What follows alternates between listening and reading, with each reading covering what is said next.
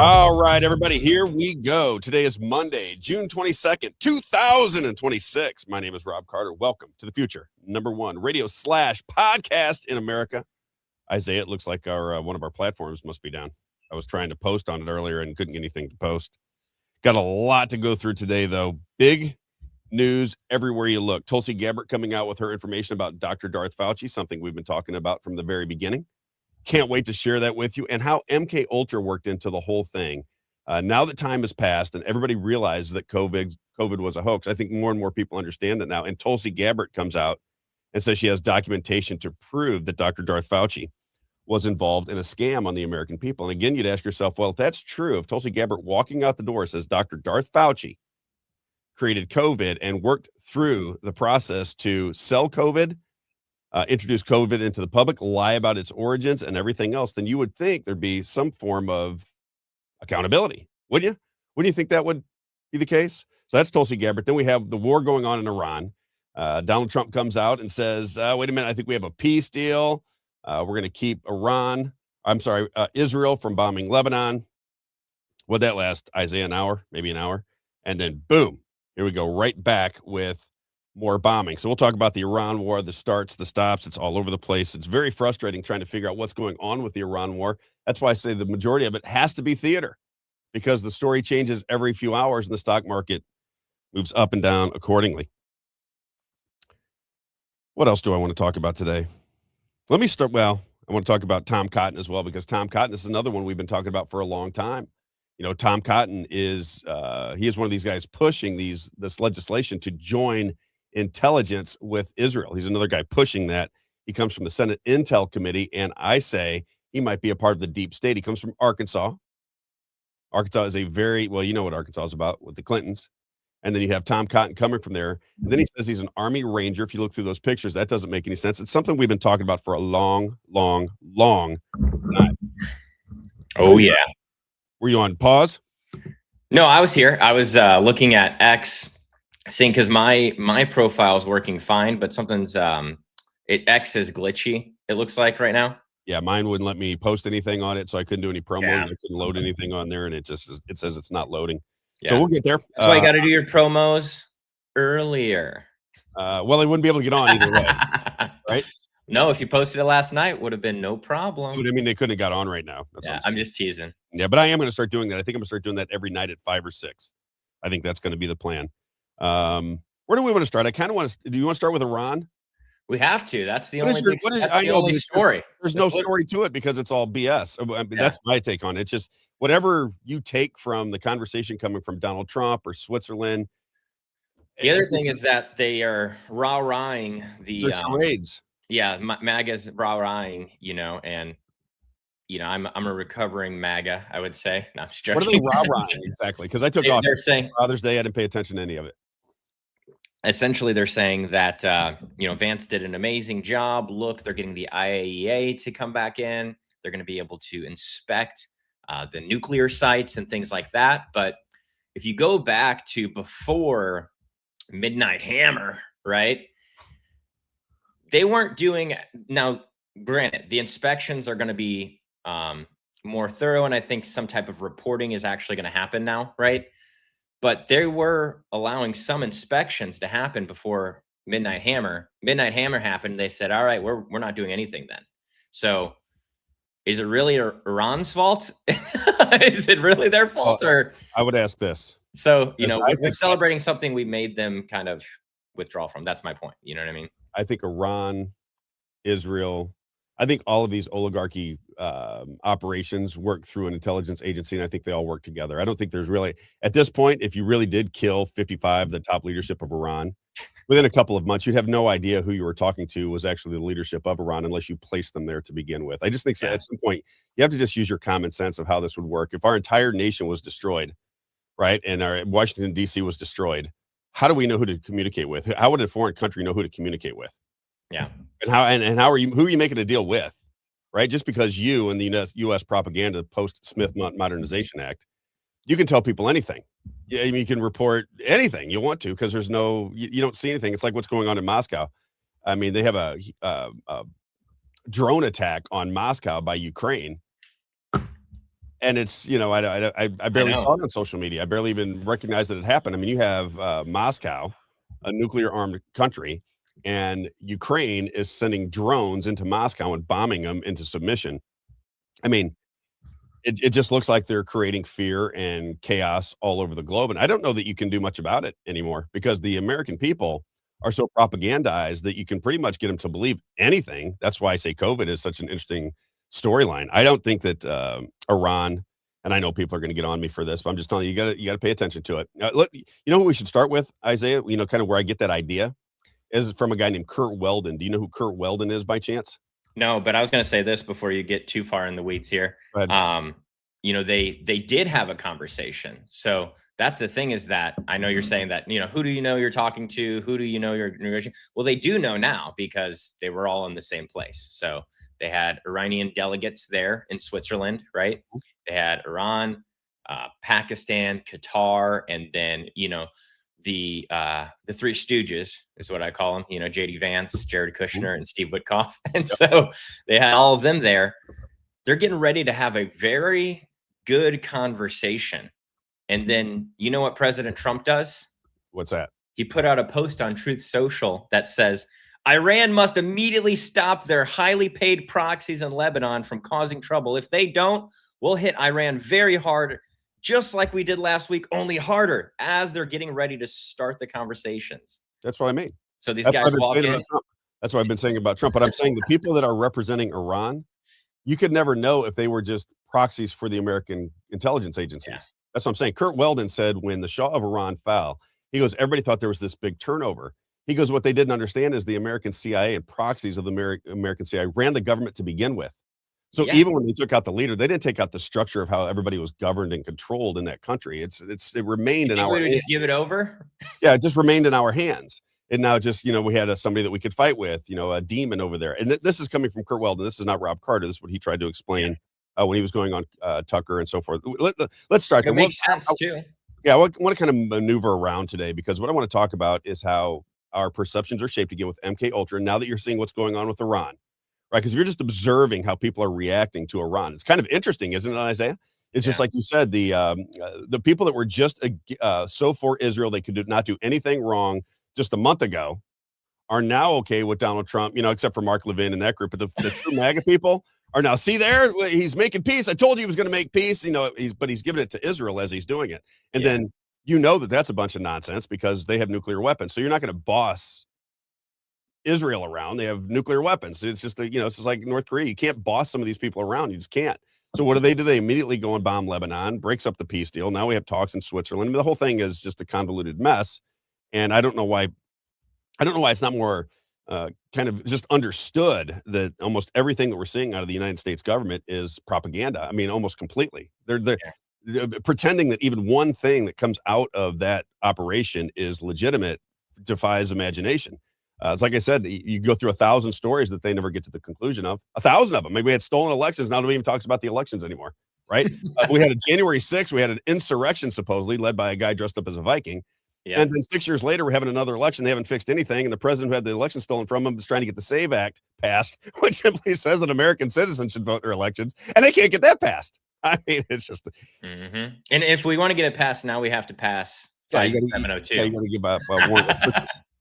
It's pretty wild. That's why Go ahead. I was going to say that's why it is important. I heard Alex Jones talking about this, and I thought I was like, man, he says it so well on why it's important for people that are part of our community. Because he says, hey, you are the Paul Revere. I don't know if you've heard him say that before, right? You know, we are the Paul Revere. And so that's why you have to like this video. That's why I have to share it with a few people. And early, you know, yesterday I heard him go kind of on a little bit more of a rant about it and saying, you know, hey, there is propaganda in the media. They're not telling you the truth. And, you know, that's why you need to text this link to 5 friends right now and let them know if you want to know the truth, watch our show. And I think that's the same thing here with our show. You know, if you want your friends and your family to kind of wake up, stop watching Fox News, get out of the trance a little bit, right? and maneuver. It is possible. It's just that you have to tap into shows like ours, Alex Jones, alternative media, I would say. And so that's why it is important that people like and share our videos, comment, do all those things to help. Not us, not Isaiah, not Rob, but you know, America essentially. Do you do you think um, do you think in the near future um, that the establishment will take over all of social media and control that as well? Yeah. I'm just looking at how it works, right? Because you have the Yeah. consolidation of the corporate press. Then you have George Soros and Larry Ellison and all these Zionists come up and buy basically the radio business. They're kind of buying that out. You know, you have Salem Radio going to the former campaign manager of Donald Trump, and Donald Trump Jr. Yeah. has bought into it, right? So you're taking over the radio side of it. You can kind of see what's going on social media. You can kind of just get a vibe for what's happening. I just wonder how they're going to control it, because I think they have to control it through legislation at some point. And I just wonder how that's going to look. That's why I'm glad we got the website up. There's you know, you can at least communicate with people on the web. I don't think they're going to turn down the internet, but who knows? You know what they want to do with the internet. You know, it's you know, it's all over the place. But let me start with, True.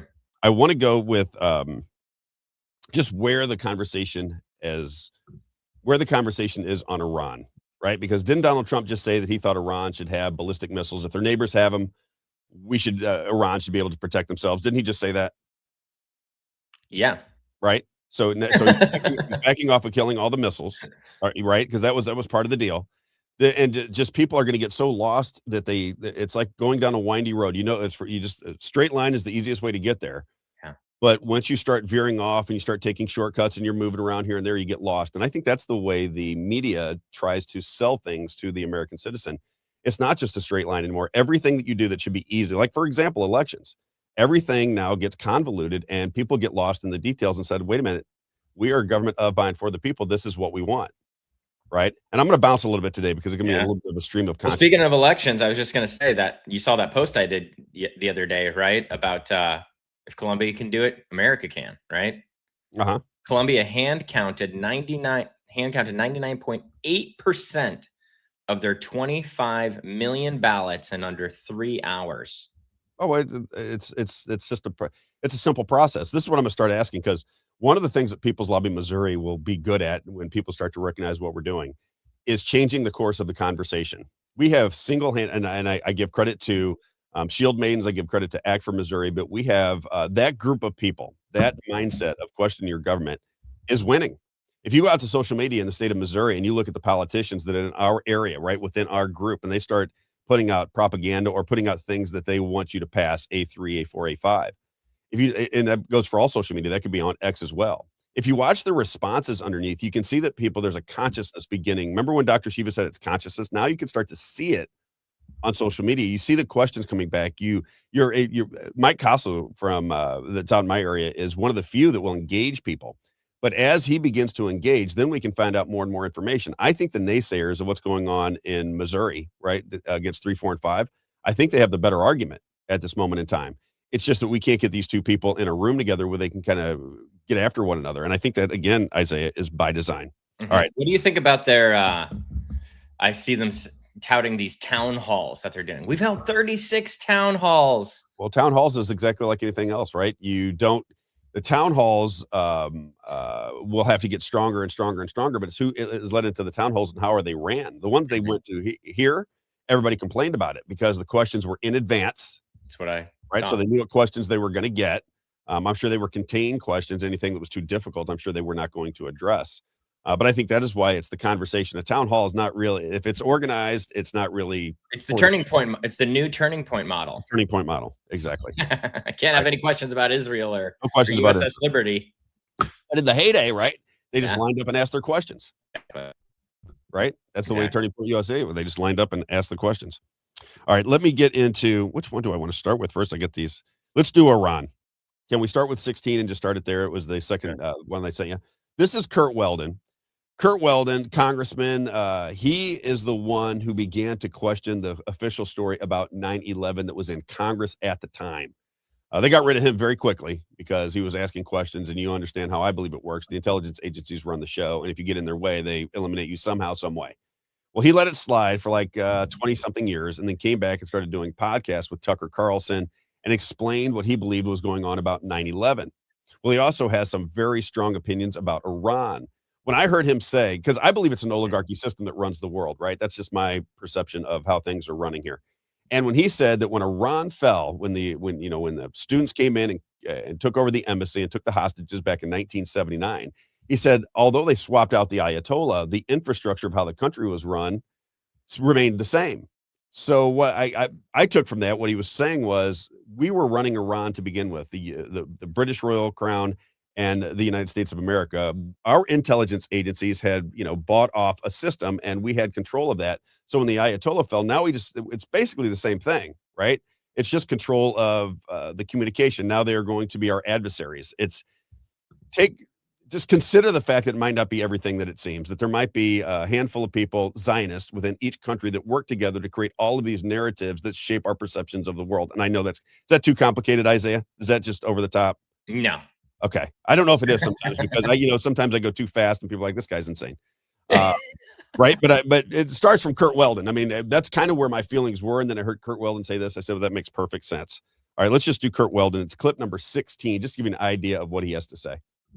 Our country. The Iranian people have never been our enemy. That's what my book was about. When I wrote the book in 2005, I said Iran is not the enemy. You see the title of my book? I said the CIA is the problem. They're playing games. This book was endorsed by Jim Woolsey. 3-page letter, the former director of the CIA. I had him on the podcast. He's a great guy. And the book was endorsed by Jack Caravelli, Al Gore's CIA advisor. 1-page letter. They endorsed the book. The Iranians published my book in Farsi on their own. It became a bestseller because it says the people of Iran and the U.S. are not enemies. The people in these countries are never our enemies. It's the games we play, not the games we allow people to play. They're out for power and money. You play that clip with Ahmadinejad. So here's the clip that you're talking about. Go for it. Is Osama bin Laden in Tehran? Your question is laughable. What I think is that you didn't answer my question. Is he in Tehran or not? Our position is quite clear. Some journalists have said bin Laden is in Iran. These words don't have legal value. Is it true or not? Maybe you know, but I don't know. I heard that Osama bin Laden is in Washington, D.C. No, you didn't. Yes, I did. He's there because he was a previous partner of Mr. Bush. They were colleagues, in fact, in the old days. You know that. They worked together. Mr. bin Laden never cooperated with Iran. I would ask you one more thing to look at. Remember that airplane somebody captured on the tarmac in Tehran that was unidentified, unloading pallets and pallets of American cash? Do you remember that story? And no one ever explained it? I wonder why that occurred. Remember the pallets of cash and the estimates? We've got to stop allowing these games to be played. The people of Iran are not our enemy. Pretty good, right? Yeah, really good. And I just think that he is right on the money with his perception of things and the way he describes. And he was right in the middle of it, Isaiah, when 9/11 happened. He started to get some information and started to question the official narrative. And I think if we begin to understand that as a country, just think of how many things we could accomplish if we started to recognize that we're being manipulated in almost like the Truman Show operation, where all of the narratives, because of the Smith Modernization Act, all of the narratives can be created from thin air. It just creates the division, and they can use AI to see where public opinion is at, because they're basically making profiles of everybody through your social media and your internet access and what you watch on television, what books you buy on Amazon. They're able to make a profile of people to continually keep us at odds with one another as they shape the world and get resources and more surveillance. They take the resources through fiat currency, right? They can sell narratives all over the world because people are not going to be sophisticated to figure this out on a global scale unless there's some awakening that Jesus Christ puts into everyone's heart. As far as I'm concerned, Isaiah, that's how I look at it. And I think this is really the kind of situation we find ourselves in. We can talk about all of the narratives because they do at some level have an effect on your life, right? Because there are real laws being made, and the real police and the real FBI and the real CIA will pick you up. I mean, so there's a reality to everything, but it's a crafted reality to take your freedoms away. And I think the only way that you can move through it and get something done is to start at the state level and really begin to put pressure on the people that live around you. I really think that is the key to it, Isaiah. I think that's what we need to do next time we go to DC. Oh, yeah. Is focus on the people of Missouri and Florida and say, what about this, and this, and see if they'll answer us. Be interesting to see if they answer us. Why is the Smith Modernization Act not overturned? If it opens up the door for domestic propaganda, which is what everyone said, even Fox News back in the day was doing commentary about it. If that's the case, well, then you got to eliminate that, don't you, Isaiah?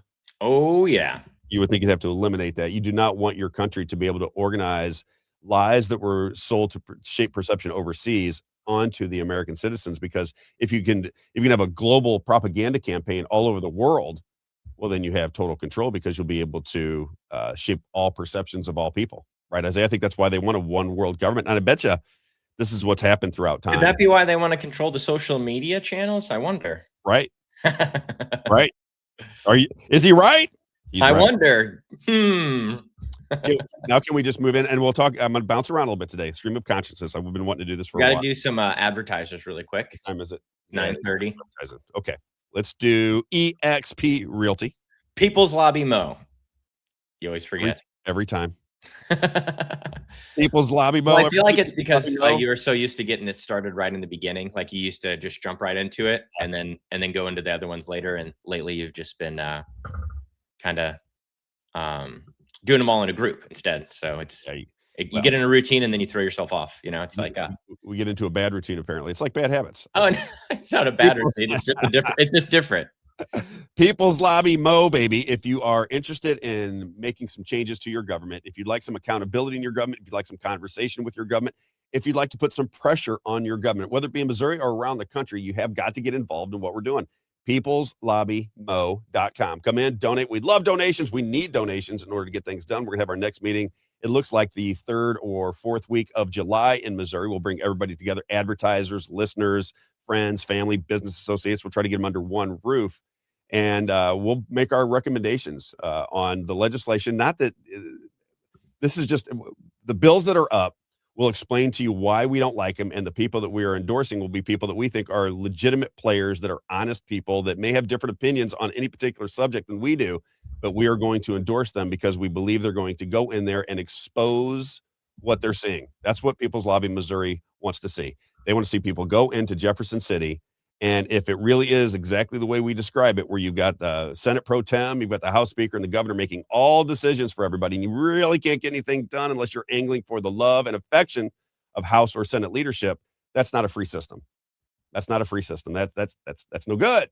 So we want people to speak out in mass about it. We want to get people into Jefferson City that expose it. We're going to put enough pressure so that we can get inside the system, show it from outside the system, make it crack, get the right people into positions of power in the state of Missouri, return and deconsolidate power so we have it again and not our government. I don't think many people in the state of Missouri go, man, we got such a great say in our government. I don't think that's going down.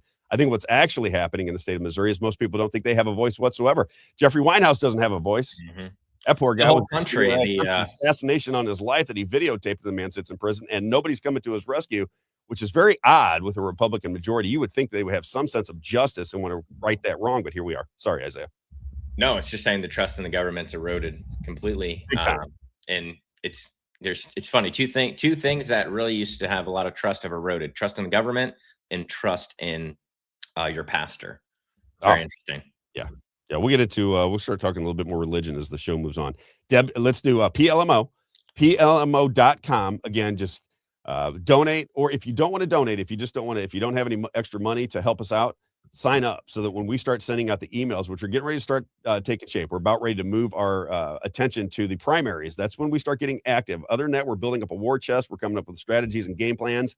But when the primaries get here, that is when it's time to shine, as they say, Isaiah. It's time to shine with peopleslobbymo.com. All right, peopleslobbymo.com. Now let me move to Debbie. Debbie Genus is our realtor.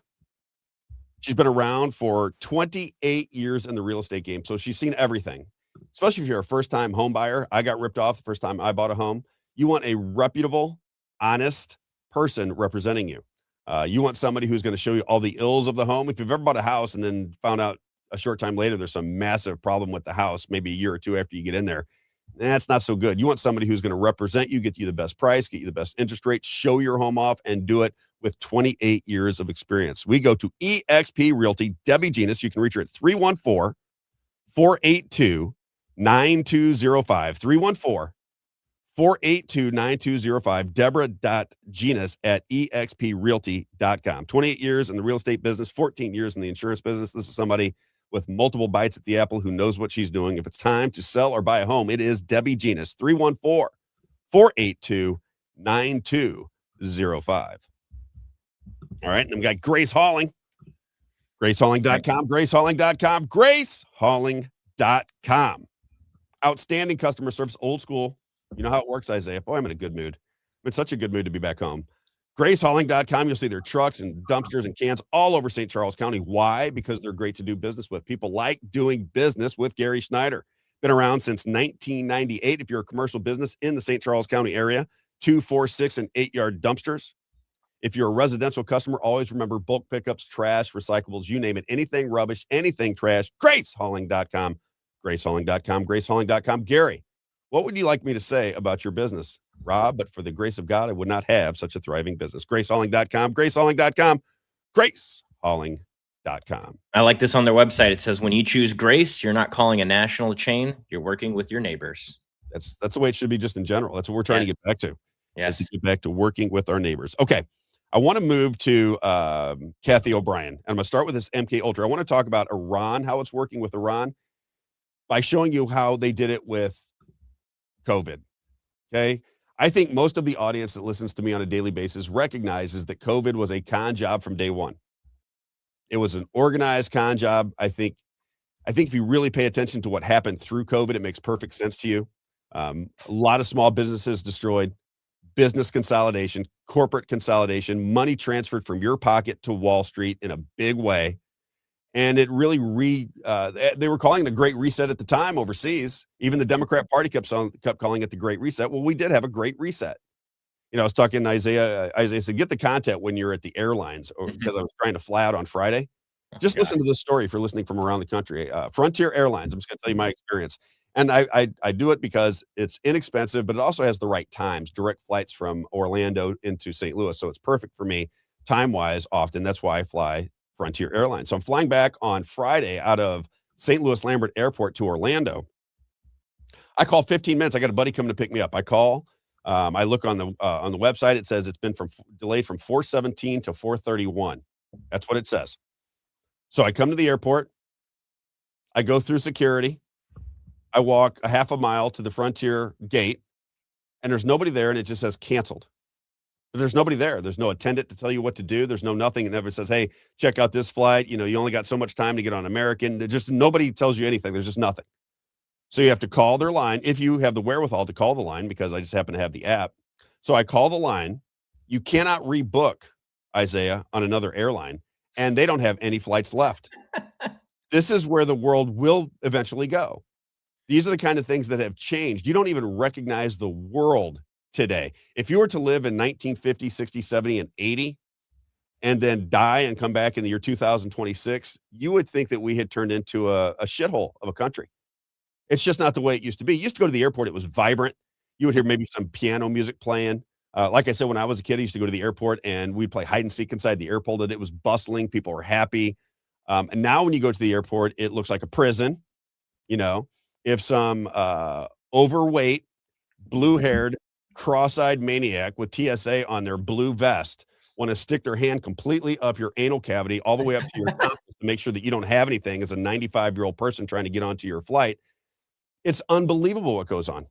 It's incredible. And they've really offshored that you can't pull up to the post-COVID. You can't pull up, and it's just incredible, Isaiah. You know, you used to give your bags off to somebody that would take your bags outside. It was the feeling of together, you know, it was just hustling and bustling. That's gone. Yeah. Right. Everything in the airport now looks like a death scene for the most part in St. Louis. It's not attractive. It looks like the surveillance state that when I was growing up, we warned against. It's turning into that, and they're doing it so slowly and with such propaganda and such mind control that most people, unless you bring it to their awareness, don't recognize that it's happening. When I was actually flying out of Baltimore, I think is where I flew out of, right? Yep. Southwest. We had been talking during the trip about opting out of the different things at the airport, right? And so how you and I opt out of the face scans at the security checkpoint, and then I had found out from someone else when we were at the Capitol that you could actually opt out of the you cut out scanning. Oh, I was saying you could opt out of the scanning X-ray machine. Yeah. And so I didn't know that you could opt out. I opt out every time. So I said, "Oh, I'm curious. You know, we're in the media and we're semi-journalists, right?" Yep. And so I said, "Hey, I have to at least try this to let everyone know, one, that they can do it, and then two, what does the process look like for that?" And so one, if you don't know about the face scan, I finally asked, I said, hey, if you don't do the face scan, what's the, what do you need to do? And they're like, oh, well, it's just, we have to scan your boarding pass. That's it right here on this device over here. I was like, oh, okay. That doesn't seem that hard. That's what we were doing. I never get the eye scan. How many years was I doing that already? That's the only way I've traveled my entire life. I'm 34 and I've traveled for, 15 years. Isaiah, I've always done that. Going to the airport used to be something that people like to do. Getting on flights. Yeah. It's luxurious back in the time. You could actually sit in your seat. You had a little bit of room. They would feed you, even if you were all the way in the back, they would feed you a meal. They tried to make it as comfortable and as enjoyable as possible. But now they don't have to do anything. They make you pay for a sip of water on some of these airlines. I'm serious. Make you pay for a sip of water. Oh, yeah. The whole thing is just, and like I said, it continues to move forward without people recognizing that it's happening. Yeah. Let me finish before we move on. The main part of the opt-out was with the x-ray machine. The security guard was pretty easy. Hey, there, just scan over here. Boop, no problem. When I get to the scanners, I said, hey, I heard that I could opt out of this. Is that possible? And they're like, oh yeah, absolutely. You would just need to get a pat down if you're okay with that. I was like, oh, sure, that's fine. I'm just curious. I have never done this before. I just want to see what it's like, and I want to see if I can opt out of it. And she said, no problem. It wasn't that busy, so I knew that waiting around it wouldn't take that much time. So they said, okay, no problem. And she calls someone over. The John, and John, you're so funny. And so they called over this other TSA officer, and she said, oh, you got the nicest TSA officer. So I just happened to get the nicest. I don't know how, like you're saying, I don't know how any other officer was, but he was really the nicest officer. And I told him I'd give him a shout out. His name was Brendan there at the Baltimore airport. But very easy pat down, nothing crazy like people have experienced, like you're mentioning, personally. But again, I got the right TSA agent. That's what they told me. You're just giving the power to somebody. They can do whatever they want. Yeah, that's what they told me, though, is that I got the right TSA agent. If I got the wrong one, I'm sure it'd be completely different. But I at least wanted to give him credit because Isaiah, I've had to take the back of their arm and rub it up and down on my groin. Yeah. 2 or 3 times. He wasn't even that hard. That's what I'm saying. It's like he was pretty simple. He made it sound worse than it actually was when he was kind of setting himself up. And so I said, oh, that was pretty easy, But again, they said I got literally the best TSA agent. That's what every other TSA person around me was saying. And so, I just want people to know that they can opt out. They don't tell you those things. That's something that's interesting about our government, Rob, is that they assume it, right? It's they don't tell you what your rights are. That's my issue kind of with that Capitol police officer and some police officers, is that instead of understanding that the person has rights, they just want to assume things and try to assert their authority, right? And I don't, I don't like that. So I push back on that sometimes. I hear you. Crazy world we live in, Rob. That's for sure. This is the way we're moving. I want to tie, because I want to tell this story. I want to tie, almost like in a traditional podcast form. I want to tie what people are watching with Iran. Just take my opinion on it and see if it plays out that way. I don't want to shove my opinion down your throat. I think that everything that we're seeing is orchestrated. Even with Iran, even with people we perceive to be our enemies, like China. China was involved in selling COVID to the American people. They were complicit in it. So you have to look at these things and go, are we really enemies? Are these people enemies? Would you allow 600,000 Chinese students into your education system if you were China? Would you want to do that? Right? Because now you get the indoctrination of American values. And if you were America, why would you want them to potentially take back secrets back to China? Under the scenario that we're enemies, none of that would make any sense. So we're not enemies. Okay. So get that off your plate. They are allies. The Chinese government and the American government are allies. Okay. And I would say that it's probably the same thing going on with Russia. Do you remember when, who was the guy from the World Economic Forum? He was talking about Vladimir Putin. He goes, we penetrate the cabinets. He goes, and Trudeau and Canada and Merkel in Germany and Vladimir Putin in Russia, right? The whole idea of the World Economic Forum and these global governing systems were that they tied business together. That was because I could sell shoes to Russia, Isaiah. Mm-hmm. I was in the shoe business. I could do business with Russia. The idea was to tie all of these countries together through business, and then they would kind of use the politicians as puppets in the game. Just think about that and think whether it's possible. And then let's do MK Ultra. Let's just start with Kathy O'Brien And I'll show you how what they're doing to sell multiple different narratives to where you throw your hands up, like Obama said, and you have no idea what's going on. Right? That's kind of where it's at. You can fight over everything because everybody thinks they know something they know nothing about. I think that if you watch what's going on with Iran and you look at COVID with the rearview mirror and say, okay, that's how they did it there. This is how they're going to do it with Iran. We'll kind of explain that in just a second. But let's start with Kathy O'Brien. Kathy O'Brien, if you don't remember, she is somebody that says she was a sex slave. Think of Epstein, a sex slave to the rich and famous because her father was a pedophile. He got busted by sending pornographic material, pedophilia, pornographic material through the mail. They catch him. They basically tell him they want to take his daughter from him or they're going to arrest him. He allows them to take his daughter from him. They put her into a MK Ultra experiment, if you will. And maybe they knew what was going on at that time. I don't know.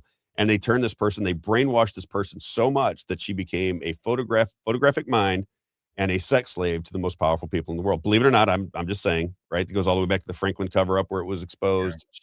I think she even was corroborated by some other things that were uncovered later on, right? Exactly. Yeah. It's multiple things, which is kind of crazy. So if she's nuts, she had some foresight. I'll put it that way. All right. So here she is. This is on a most recent post. Listen to what she talks about MK Ultra, Kathy O'Brien, just to set the tone. Go ahead, Isaiah. It's worldwide. Some people have been affected by it. No, everyone is affected by MK Ultra. Yes.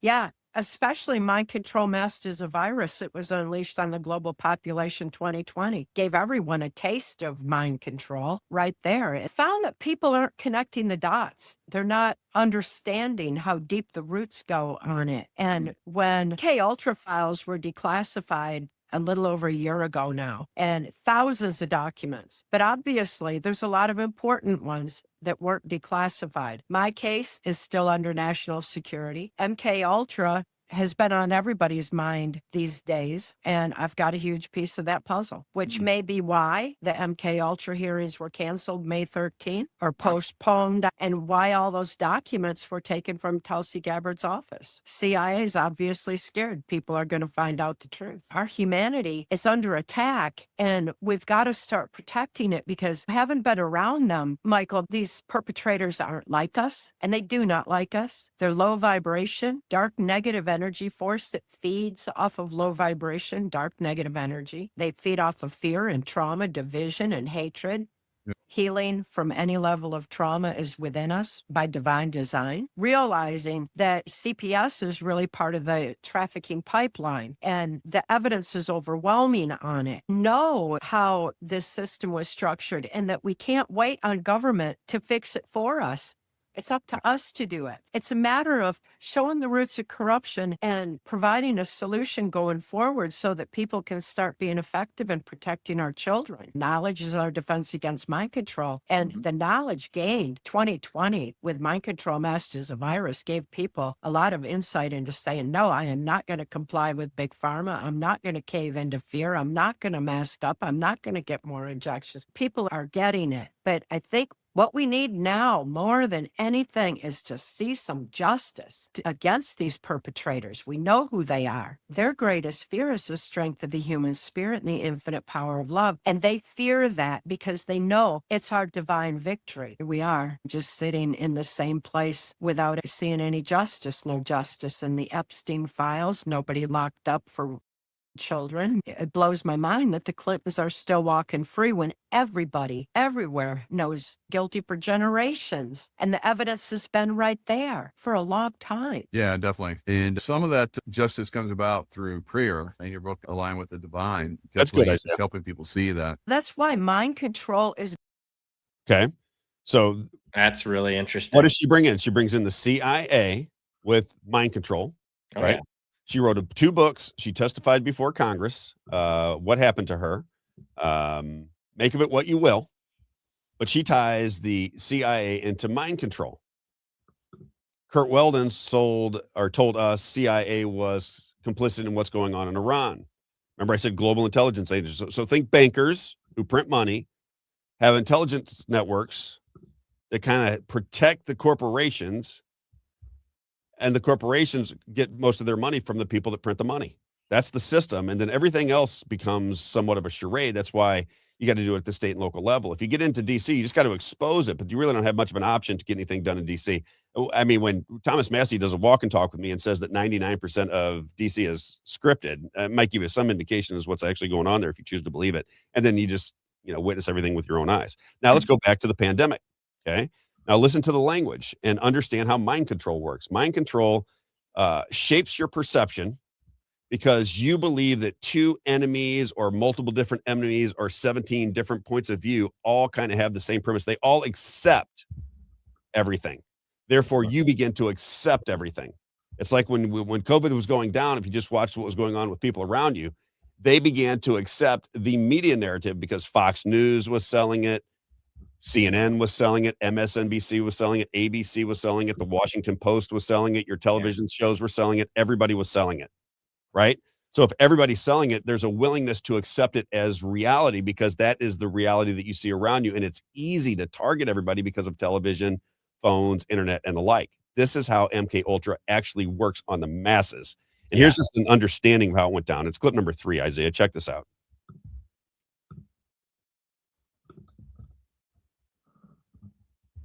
Is becoming a pandemic of the unvaccinated. A pandemic of the unvaccinated. This is an epidemic that's occurring in the unvaccinated. We're seeing a pandemic among the unvaccinated. This is becoming a pandemic of the unvaccinated. Pandemic of the unvaccinated. This is a pandemic of the unvaccinated. We have a pandemic among the non-vaccinated. As this continues on, what I want people to recognize, because we want to entertain as best we can, but we want to inform people so that you can make these arguments with people. You can go back and show them the show if you'd like to. Yeah. What you're going to recognize is what you have to use your common sense a little bit. When you see all of these different media outlets using the same language, then you would immediately start to think, well, where does the language originate? Who's giving these people the language? Right? Who's giving these people the language? And it's just a coincidence, Rob. They're all saying the same thing. It's obviously a coincidence. But whoever is giving them the language, you also have to understand that they're giving it to supposed news organizations with journalists and reporters. And I just ask people, we need to get our society in line very quickly. This is no game anymore because you can watch the techniques that they're using. This all goes around the Smith-Mundt Modernization Act. So when we're in DC, we're going to have to ask people about the Smith-Mundt Modernization Act. If you're a reporter or a journalist and you don't have any wherewithal to go, wait a minute, let's try to figure this out, right? They sell us COVID. They tell people to sit at home for 2 weeks. They tried out a guy that sold AIDS. You didn't hear that anywhere in the news, right? You didn't hear that anywhere in the news. Nobody put the story together for you. They just created the story for you to argue about. Does that make sense, Isaiah? And I think until we have people that recognize how this game is being played, I think we're going to be in the same place that we're always in, which is fighting with one another. Yeah. Kathy O'Brien says this is what these people want. They want fear, anger, division, a more hostile society. That's what they want.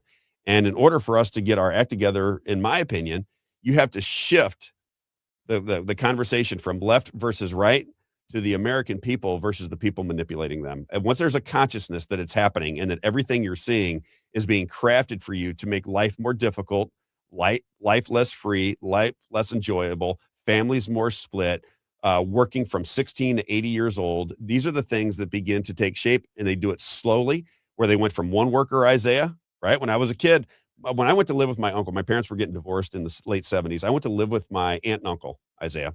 My uncle was the nighttime janitor for the YMCA. And my aunt, who was like my grandmother at the time, she didn't work. We had a 3-bedroom house in a middle-class area, cars, clothes, and ate whatever we wanted all day long, every day. Isaiah, is that even possible nowadays? No, over the course. Are you kidding me? No, that's not. Over the course of the next, now you have to have mother and father work. If I felt like if I wasn't making at least $100,000 a year, that I would fail my family. Yeah, that's kind of the way it is now, right? It's made it to where both parents have to work. Then they take the child out of your home. They put them into schools, and then they indoctrinate your children. And that's why you always you have these divides oftentimes between generations. Is, the older generation, especially boomers, right? Boomers were raised to believe a certain thing. And then the generation underneath it is taught another thing. And now most of those people, especially under the Obama administration, were completely indoctrinated into a leftist Marxist ideology that was hard to get your arms around, that anybody would believe it, but they were selling it in a big way. Yeah. It's interesting that she was saying too, that about the negative and dark energy, because that aligns with the Bible, that aligns with the biblical ideology, or, I guess you could say, Satanology. I get the study of Satan, I guess, or Luciferology. I don't know what the technical term is. I can't remember it. But when you study what is Satan's goal, it is to drag as many people down with him to hell as possible. That is his number one goal. He's already cast out of heaven. He can't get back in heaven. So now he has to say, okay, I can't get back, but what I can do is make as many people not go there as possible. That's his number one goal. And how he does that is through degradation of society, right? Through making you feel, one, that we don't have a control. I think that's something that comes from Satan as well. But two, that these narratives that are being constructed and framed by these people, I think, has a demonic energy around it, or spirit, or something like that. And I think it's very, very closely related, as we've seen and as we've talked about in the past. But it was very interesting that she used that terminology to talk about it as well. Let's play the rest of that clip, and then Isaiah, when we come back, is there anything in the Bible that talks about persuasion methods by the devil, how they can control your thought process and control your behavior? Because that's what that's why people should be concerned about the Smith Modernization Act. If you see that your government, and you see it clear as a bell now. I mean, how many times have we showed different videos where the same language is used by multiple different local television stations, ABC, NBC, CBS, and it's a narrative that they sell, and they sell it for weeks on end, and they'll change the narrative. And they're just able to move perception from one tragedy to another tragedy to another tragedy to another tragedy. And it keeps people at bay so they don't look up and say, wait a minute, my government has got me according to them, $40 trillion in debt. Mom and dad both have to work. We have to send our kids off to school. When we get out of college, we're in debt for the next 15 years. If you don't pay it because you didn't get a job, now they're threatening to come after you and sue you. I mean, they create debt right from the very beginning. And what is debt? That is slavery. Who would want to put you in slavery? Would Jesus want to put you in slavery? No. You're starting to see the system mushroom and develop, and there are winners and losers. We're still the free society. I'm not saying that we don't have a great country, but we have to protect it at some level, would be my take on it. All right, let's finish this up, because what we're talking about, if you listen to the rest of this, MK Ultra, the way they're selling Iran to where you don't have any idea what's going on. There's 50 different stories. None of them really make any sense. Smith Modernization Act, just pounding your skull with information. If you want to hate Donald Trump and the way he's handling the war, you can. If you want to love him, you can. It's just depending on who you're listening to and what your preconceived notions are. That is the way this is all working out. That's why you're having such a divide, and we better get with it quick, in my opinion. Here is more from the pandemic and how they sold COVID. This is how they sell brainwashing into society across multiple different corporate nefarious platforms. Go ahead, Isaiah. We have a pandemic because of the unvaccinated. We could have had this under control. We were well on our way. And the only people that you can blame, this isn't shaming, this is the truth. Maybe they should be shamed, are the unvaccinated. We've got to shun folks. We've got to shun people into getting vaccinated. We need to shun those that refuse to get vaccinated. The unvaccinated people have put us in the position that we're in now, and it is not a good place. The only pandemic we have is among the unvaccinated.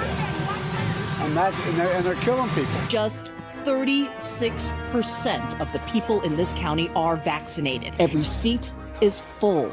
No social distancing or masks. It's stupid. Dangerous and stupid. You got to start telling people, if you don't get vaccinated, you can't come into this office or this place of business. If you don't get vaccinated, you can't come to work. If you don't get vaccinated, you can't come into this gym.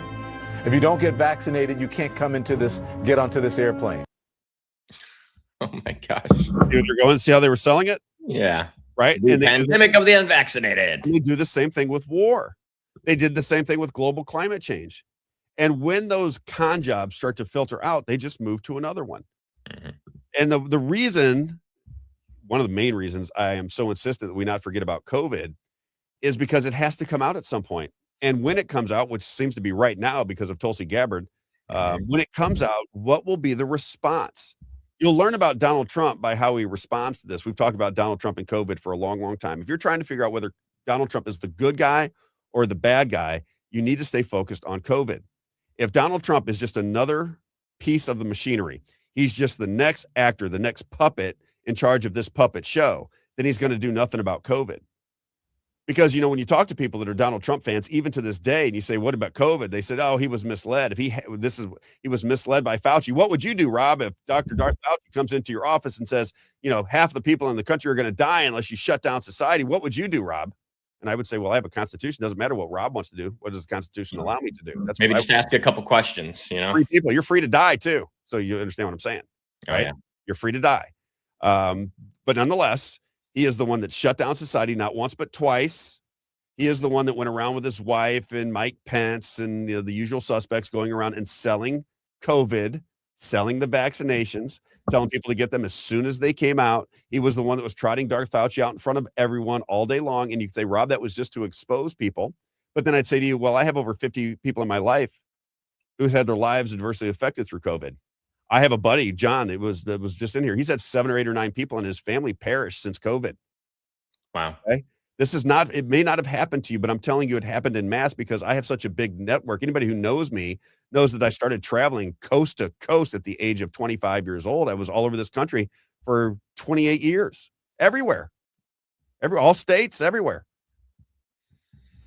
Did you want me to go over the Bible verses here for you? Do it to it. This, I thought it was a good transition because this is mind control.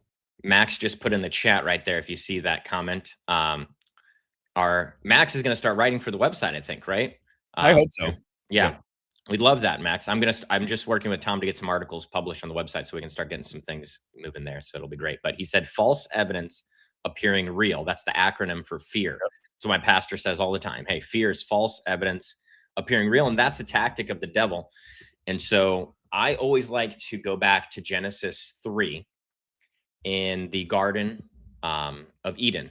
That was where essentially the original sin started, or it stems from, right? That's what theology says.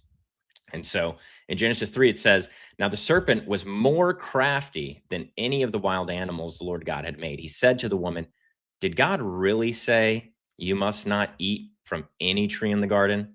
And the woman said to the serpent, we may eat from the fruit of the trees in the garden, but God did say, you must not eat fruit from the tree that is in the middle of the garden, and you must not touch it, or you will die. You will not certainly die, the serpent said to the woman, for God knows that when you eat from it, your eyes will be opened, and you'll be like God, knowing good from evil. When the woman saw that the fruit of the tree was good for food and pleasing to the eye, and also desirable for gaining wisdom, she took some and ate it. She also gave some to her husband who was with her, and he ate it. And so I asked Grok just to summarize some of my thoughts here about these persuasion methods. And so in just one sentence, it said essentially what Satan is doing here is he's casting doubt on God's clear command. So casting doubt on something that's clear, right? He's denying that there's consequences for your actions, right? So transgender surgery, abortion, any of these things, right? Kind of, ring a bell, right? Yep. Also promising hidden benefits, that there's benefits that we don't know yet that are going to be uncovered there, and appealing to physical desire, beauty, and to pride. So there's many more other instances, but I like using that one because that's the original instance, you know what I mean, of humans dealing with Satan. And that sin is what got humans expelled from the Garden of Eden and can no longer be in the presence of God. That's what that whole narrative is about with the Garden of Eden. So very interesting to hear her talk about that dark energy, to hear her talk about the influence, MK Ultra, mind control, persuasion, essentially, right? And I really believe it all goes back to Satan, demonic influence. And the Bible does tell us there's a way that you can stay out of that influence. You can be demonically oppressed if you're a believer in Jesus, but you cannot be demonically possessed. And so that's a protection we have as believers in Jesus, is that we cannot be possessed by demons. But those who are not believers, they can be possessed by demons that can take over and control what they're doing. Now, I know it might sound a little out there, right? But it's 100% true. It makes you wonder where the logic is, Isaiah. In the Bible. Right? Because you and I talk about logic all the time. I'm saying there's just logical steps. Again, just with the Iran, use your logical mind. Who would, if the CIA wasn't running the show right now in Iran, if there's somebody that we're talking to, delegates that are coming in, how in the world do you think they achieve that when we're bombing them everywhere they go? Every leader that they try to pop up, we're trying to destroy. And then out of the blue, all of a sudden, we're making peace deals with Iranian leadership, and we're going to Switzerland and they have their delegation. How in your mind do you perceive that happening? How does that work exactly? How did the media tell you to think about that? That kind of usurps your own thought process. Because again, all you got to do is apply yourself to it. How in the world, if you're going to kill everybody associated with the regime, which is what they were telling us they wanted to do, then you're bringing somebody outside of the regime in when they've had 47 years to organize it. You don't think they were able to organize it in 47 years? So they had their system of control everywhere within this totalitarian regime. And then you're going to bring in people from outside of that regime that the people are going to listen to, who is now a delegation in Iran after 60, 90 days, Isaiah? I mean, again, I'm just saying, nobody thinks through anything because nobody asks any questions. They take narratives as reality that shapes one perception, that shapes the next perception, that shapes all perception. And the first thing to get out of that loop is to tell your government that there will be repercussions for when the media organizes lies against them. That's the way you do it. But you can't get anything done with this government because the government is aligned with all of the corruption that buys it in Missouri and around the country. So you're in a situation where, as we continue to say, it takes a movement or it takes some kind of divine intervention so that people can actually see through the smoke and mirrors that is sold to them on a daily basis. If you go through social media like I do, Isaiah, it is just amazing because I get more fascinated by reading the commentary on some of the posts. It blows my mind what people think. And they'll be in lockstep. Like there's one of these posts that was assigned with the I forget what the name of it. I think it's Real Talk News Nation or something, that was with the other radio station. And Shane Wilkinson, I love the guy. He's a Donald Trump supporter, and he'll say, "Do you want Donald Trump to go for a third term?" Right? And there'll be like 500 responses underneath it, and every single response will be, "Heck yeah, third term!" And everybody is in absolute groupthink. It's like 99% of them share the same values. And when you start to see people that share the same values, they won't listen to any other information. They won't even hear it. I mean, even if they're wrong, maybe they got it all right, but I'm saying they won't even echo chamber. Yeah. It's incredible. Yeah. That's what, that's something I kind of awakened to. I think that's one of the things that makes me, that changed, I would say, because I used to be more pro-Israel. It's not like I'm anti-Israel too, right? I think that there are some people who take it way too far. I think Dan Bilzerian is just doing it for clicks, for example, right? Popularity. And so there's things that take it way too far, but I think that since last June especially, it's pretty apparent, and you essentially have to be sticking your head in the sand to not understand the influence that Israel has over our government, and specifically the influence that Bibi Netanyahu has over President Trump. And I can't have a reasonable conversation with some people sometimes. Yeah, I don't think they have control, Isaiah. I think the way I would, at least from my perception, the way I would look at this relationship between the United States and Israel is that Israel influenced and infiltrated our government. Yeah, but blackmail. However they did it, multiple different ways. I'm sure bribery, blackmail, just like any other mafia would infiltrate any other kind of business. I mean, mafia members watch the movie, exactly. Right? They get people into positions of power. The mafias raise people into positions of power. I mean, it's Nancy Pelosi's family comes from the mafia. So does Kellyanne Conway. Her family comes from the mafia. They infiltrate the government, and then they have their puppets in positions of power. That's just, I think that's relatively natural in government, right? You're gonna have some, I don't know, fraudulent ideas get to the top because it controls so much money. Special interests is what they call them. Special interests, if you will. Exactly. That's the nice term. That's the nice term. Let me get rocket careers in here. Where's Mitch? He must be on a job today or something. Mitch might be working. I know. Man, got to work sometimes, I guess, huh? That's right. Rocket, ROCKIT careers.com for all the medium to small businesses out there. If human resources does not get the job done, you got to think of rocketcareers.com. They'll put the best candidate before you every single time. They'll use their network from coast to coast if you're a small to medium-sized business, and you simply cannot get the right people within your business. Doesn't matter what it is. Could be engineering, could be lawyers, could be doctors, could be anything at all. Could be blue collar, could be white collar, could be anything. They've been at this game for a long time. They have a network from coast to coast. So if you are looking for great candidates, give rocketcareers.com a call or check them out on their website. And if you're out of work or hate your job, if you just can't take it anymore, same thing. They'll use their network of employers from coast to coast to help you launch a new career. Rocketcareers.com, 636-778-2419, 636-778-2419. And then we got joneswater.com. Well, he was good on Friday. Great conversation with them. Really I loved it. I was surprised how many people like that, because when you're doing somewhat of an infomercial, I always try to see if we can bring something to the table that's interesting. Let's do it. He's a very interesting guy. He's got some incredible political views. We're going to play this video from Alex Jones that he's been playing on his show, because it's about water. And I was like, oh my God, this is crazy. I wish we would have had this. Water Atrazine, right? Absolutely. Yeah. Joneswater.com, 636-899-1040.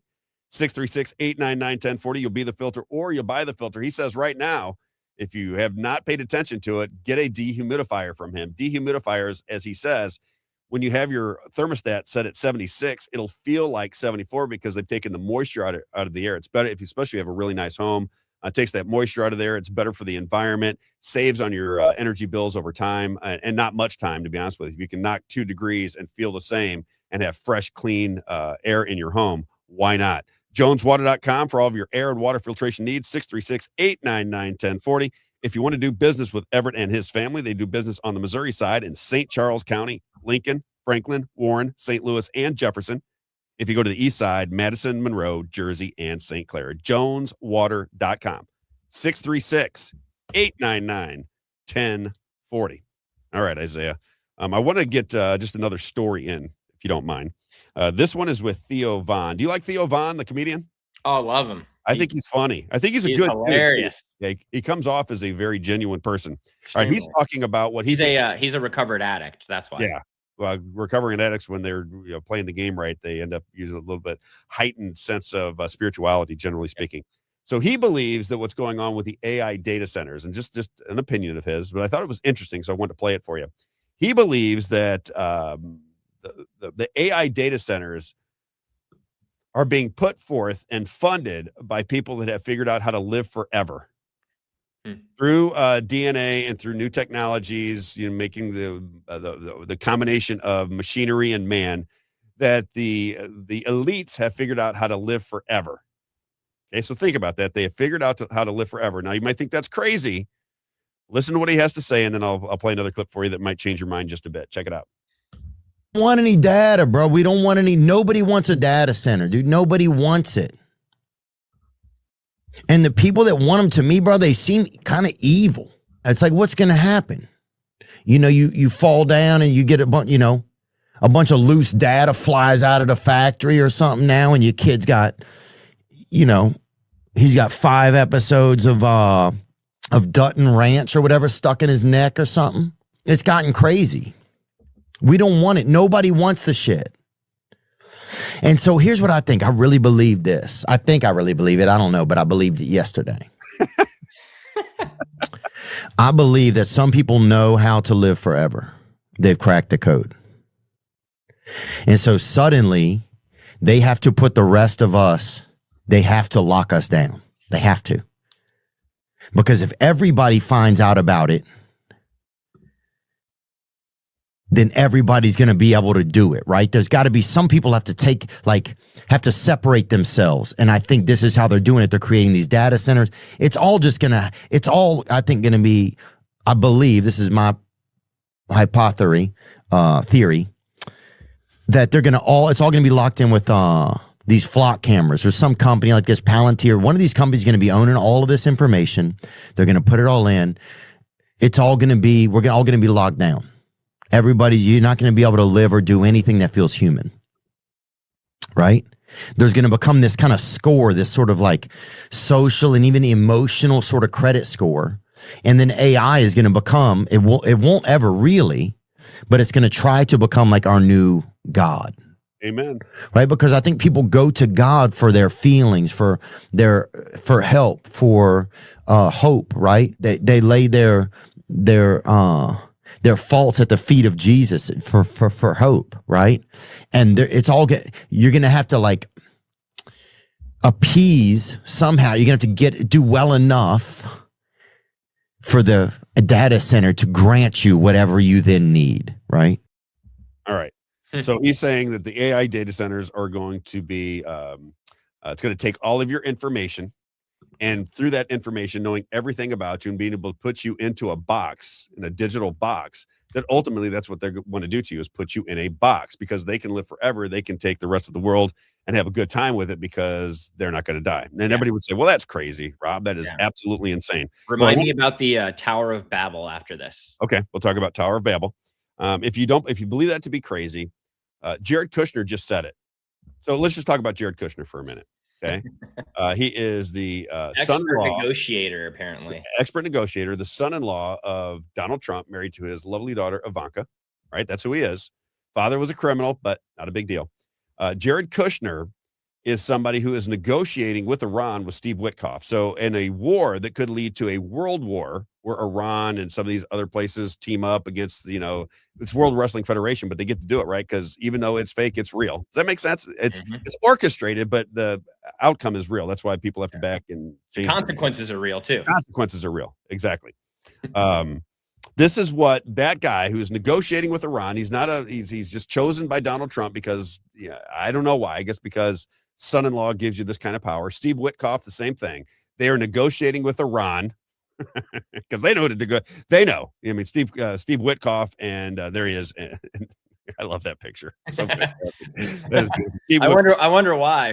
That is such a fantastic picture. Could it be the flag that's behind them? Is Jared Kushner not a weird character too? He looks like kind of he's almost a robot. He is a strange cat, if you ask me. Yeah. Anyway, they have that kind of power that they are negotiating on behalf of the United States in a potential world war beginning with Iran and negotiated between Israel and Iran. Okay, that's who this guy is. This was an interview that he did a while back that I thought was very interesting. Here is Jared Kushner saying that his generation or the next will have the opportunity to live forever. Here it is, Jared Kushner, the smartest man in the world. From the last year, the one thing I've tried to put a priority on since I left the White House was, getting some exercise in. I think that there's a good probability that my generation is, hopefully with the advances in science, either the first generation to live forever or the last generation that's going to die. And so we need to keep ourselves in pretty good shape. Should we play it again in case people didn't catch it? Can you play one more time? Is it kind of crazy, right? One more time. Check it out. This is Jared Kushner. Listen to what he says. From the last year, the one thing I've tried to put a priority on since I left the White House was, getting some exercise in. I think that there's a good probability that my generation is, hopefully with the advances in science, either the first generation to live forever or the last generation that's going to die. And so we need to keep ourselves in pretty good shape. There you go. And that guy, Brian, I can't remember his name. The guy who's trying to never die. Well, everybody wants to never die. Yeah, no, this guy's doing he's like a billionaire, and now he's doing an experiment where he's doing all this.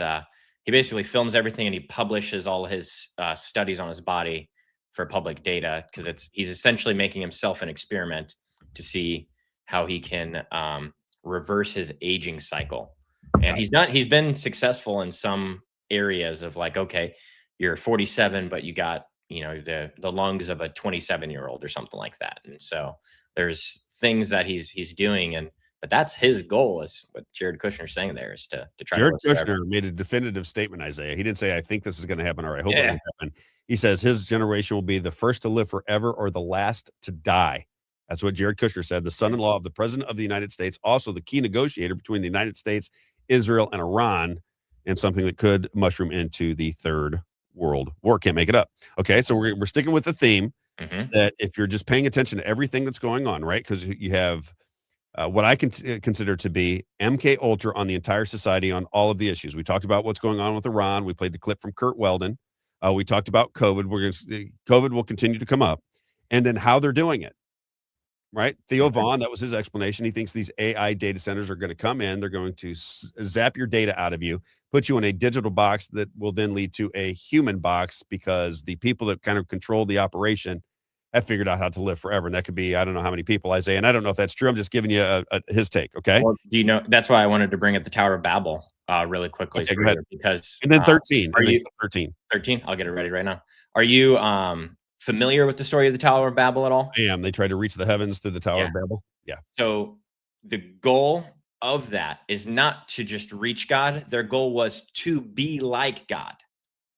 They were trying to construct, and Isn't that where AI is going, Isaiah? Yeah, that's exactly my point. And a lot of people believe or have theories around what was that? How did they get this technology to be able to reach to where God felt like they were going to reach the heavens, right? God was concerned enough to change everyone's languages so that they couldn't communicate with each other, to spark mass confusion so they couldn't complete this project of whatever it was, right? And a lot of people believe it was technology that was given down from the Watchers or the Nephilim or the fallen angels, essentially, right? That came down and mated with women and created these giants. And so it's just interesting to hear people. What they do with women? They made it with them? Yeah. They came down and so they had sex with them. Okay. Yeah. So that's in the Bible. Make it with you. Another great song. And then, A. Peyton is finishing here. My thought right there is that God limited us to 120 years age after the flood. And so, all these things. That's in the Bible? Yeah. I didn't know that. Oh, yeah. Yeah. So that's why the age was limited, and that's why they lived longer before the flood and less after the flood. And I don't know necessarily, there's not like super specific reasons. There is reasons, but I have theories that it has to do with this technology that the Watchers were trying to get out to these people. And it would make explanations for also all these other unexplained things that happened in the ancient times, like the pyramids and things like that. So feels like something sinister is going on. Isaiah. Yeah, there's a lot of similarities is my point. And what God says in the Bible is that the end times will be like that. So when we are in the end times, it will be like the days of Noah. And so that's my admonition to people, and my continuation of my preaching moment is that, if you don't. After my first marriage, Isaiah, I never feared death. Yeah. If you don't know Jesus, I'd highly recommend that you pick up the Bible and just ask him to reveal himself to you if he's real. I love it. Very important. 13. Let's do it. 13. Now here's 13. All right. So if you remember when Jake Jackson went before the St. Charles City Council, and he got the video on there where she said that a flock safety camera got her plates. They sent armed with dogs and everything, and they went after her house, and it turned out that it was all wrong. All right. Yeah. So think about that, right? That's something that can happen, because now we're not dealing with human beings anymore. They're not responsible. They're just, AI told me to do it, or the flock camera said to do it, right? So you're taking all the responsibility away from the human. Think about what happened in Frontier. So that's the future of flying, right? That is the future of flying. Yeah. They don't want to hear your nonsense and screaming and yelling at them because the flight was canceled. They're just going to make you call somebody up, and they're going to give you your do's and don'ts, and that'll be the end of it. That's the way society is moving. That's what's happening. Okay. So now this is in Florida, Isaiah. I believe this is in Pensacola. This is another situation where the machinery got it wrong, the AI got it wrong, and there's real life consequences. Listen to this. This is in Florida. I just think people like this, I love them. I wish there was more people that would do this. Check it out. I'm going to be a little bit meaner than them, so please don't violate my rights. Normally, I wouldn't come to a city council meeting. I'm one of the county's pains in the ass. Historically, I stay out of the city, and the city stays out of my business. It was a pretty decent arrangement. But then y'all sent me one of these tickets from one of your AI red light cameras you have deemed as necessary infrastructure in your city. Thing about this is I was in Seminole, Alabama at the time I allegedly ran this red light downtown. How can I be in two places at once, you ask? Don't worry, I asked myself that too. Outside of Scotty beaming me up 30 miles in an instant, the only logical conclusion is I wasn't there.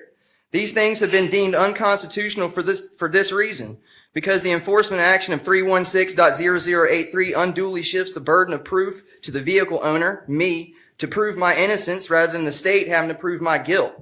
Currently, I'm guilty by default. I've been convicted by a computer program. Usually this whole mess of who committed the infraction is settled by a police officer pulling somebody over and actually witnessing them in the driver's seat. The AI camera doesn't do any driver verification whatsoever. To get your constitutionally mandated due process, you have to jump through hoops put up by Automated Enforcement Division, a private company in Orlando that's owned by another corporation called Novoa Global, which is owned by a Chilean-Swedish millionaire named Carlos Hofstedt. So not only does this process flow through a private company, our DMV records and personal registration information are accessible by a foreign actor. But anyway, AED sends you this paper, and if you want to fight this thing because you are wrongfully accused, me again, you can't just request a hearing through PPD or the courthouse. Remember, Carlos is involved, so if you have to go through his company, his website, print off his paper, fill it out with enough information to take out a home loan, have it notarized, mail it to the foreign actor, Carlos in Orlando, and then wait for something from someone to tell you about a hearing. This is undue burden even to begin to try to get some kind of due process. Paying is super easy though, go figure. And about that, you can't pay cash. PPD doesn't accept it, and neither does Carlos. According to 31 USC 5103, all U.S. currency and coins must be accepted for all government obligations, fines, fees, taxes, and due. So not only does this whole thing violate constitutional due process, it violates federal law by not accepting U.S. currency to satisfy a government action. They don't Whoever care. thought this was a good idea is a self-loathing, America-hating, bureaucratic hobgoblin whose pockets probably got stacked with Carlos bucks. You got my attention, though. I'm going to become a more frequent voice down here working to expose frauds and petty tyrants. Congratulations, you all got yourselves a new pain in the ass. Right? But you kind of see where the world's heading, right? That's in Florida. Now, Florida, the people of Florida pride themselves on being the free people of Florida. Mm-hmm. They believe down in Florida that they're freer than other states. They pride themselves on it. But that's what's happening right underneath the noses of Floridians, as it is all over the country. And that's why I say, although I concentrate on Florida and Missouri, this applies to your state, wherever you're at. It's the same thing everywhere you go. It's just done through different methods, but it is about control. It is about squeezing you, and it is about getting you used to dealing with more machines and less people. Steak and Shake. When at Steak and Shake recently, Isaiah, there were 3 people there. I asked the girl, I said, hey, when I went through the drive-thru, I said, it looked like you had some special on the double cheeseburger. She looked at me like I had 3 heads. She freaked out because she didn't know how to talk to me. Yeah. She didn't have any idea what was going on. And then the manager comes out and says, oh yeah, it's there on the screen. You'll see just like, oh, okay. Right. It's on the screen, Rob. It's on the screen. This is the world that we are funding to move into. We're going to fund a move into a situation where machines make the determinations. I told you about when I was in the shoe business, Isaiah. I called up to one of these, it was an offshoot of Nordstrom's, and I was talking about my shoes, and the guy goes, Rob, just hang on a minute. He goes, and I had just come to this new company. And he goes, listen, we do all of our buying now through AI. You're one of and the reason I took over the business is because it was struggling. So they hired me to fix it. Right. This guy would not allow me to fix it. Although I'd been in business, this particular company had been in business with Nordstrom's for over 10 years. He said, we're dropping the line because AI says you're not turning fast enough. So we're going to drop your line. And I thought, well, that kind of takes the idea of coming in and changing and making the business better. It's just AI has made the decision. There's no, hey, this is what the future holds. It was just a decision made by AI, and that's the end of it. This is the world. Can something happen that AI can't predict that could apparently not sales, right? It's become God. That's the whole point, Isaiah, which is what they were trying to say. That's my point. The Tower of Babel. This is exactly what they're trying to do again.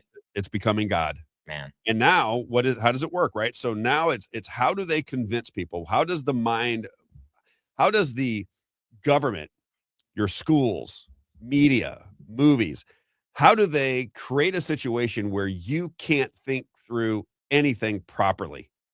You're going to outsource your opinion to somebody who's on the radio or television or your neighbor or something that you hear, because you're so disconnected from running your own life that you've now been conditioned into a system, and you're not questioning the system at all anymore. That's where I think the majority of American citizens are. Although I do think it is beginning to change. I hope so. I think that is beginning to change. Let's go back to COVID, because again, we're tying these things together today. Let's go to Tulsi Gabbard. Did everybody get to hear Tulsi Gabbard come out? This is a 5-minute clip. I might pause it throughout, Isaiah, but it's fascinating. Tulsi Gabbard comes out and says that Dr. Darth Fauci, and the reason I think this is important, Isaiah, is not just that I said so from absolute day one. The premise of my show originally, first podcast all the way back in 2021, was to show people in real time how they were selling COVID to the citizens and that it was a scam. I detailed at every show that I did where they were taking it, what they were doing with it, all the way to the bitter end. And here we are, still with it. Now, 6 years later, people are starting to come out in positions of authority and explain what I had been explaining. Robb Carter, who was a shoes executive, right?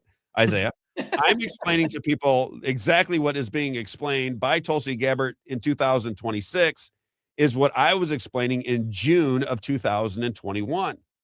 Now, you would look at it and go, man, Rob, you're a genius. No, not a genius. It's just that something sparked me because I was in China when COVID began. And I said, wait a minute, none of this makes any sense. Then I got some more information. Then I watched it all take place. And now I understand how the MK Ultra con job worked on the minds of American citizens. And you still can't get people to buy into it. Although that I've described exactly what would happen from day one.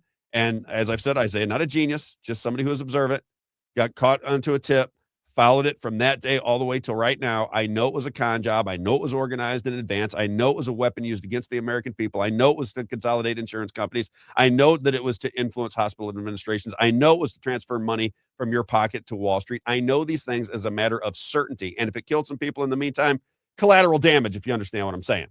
Okay, so I know that's going on. But now Tulsi Gabbard's going to let us all know that Dr. Darth Fauci was lying about everything from day one. Clip number 12. Isaiah. For the COVID pandemic, Dr. Fauci, as head of the National Institute of Allergy and Infectious Diseases, provided millions in U.S. taxpayer dollars to fund dangerous gain-of-function research on bat coronaviruses at the Wuhan Institute of Virology, work which is now widely viewed as the source of the unintentional lab leak that sparked the pandemic.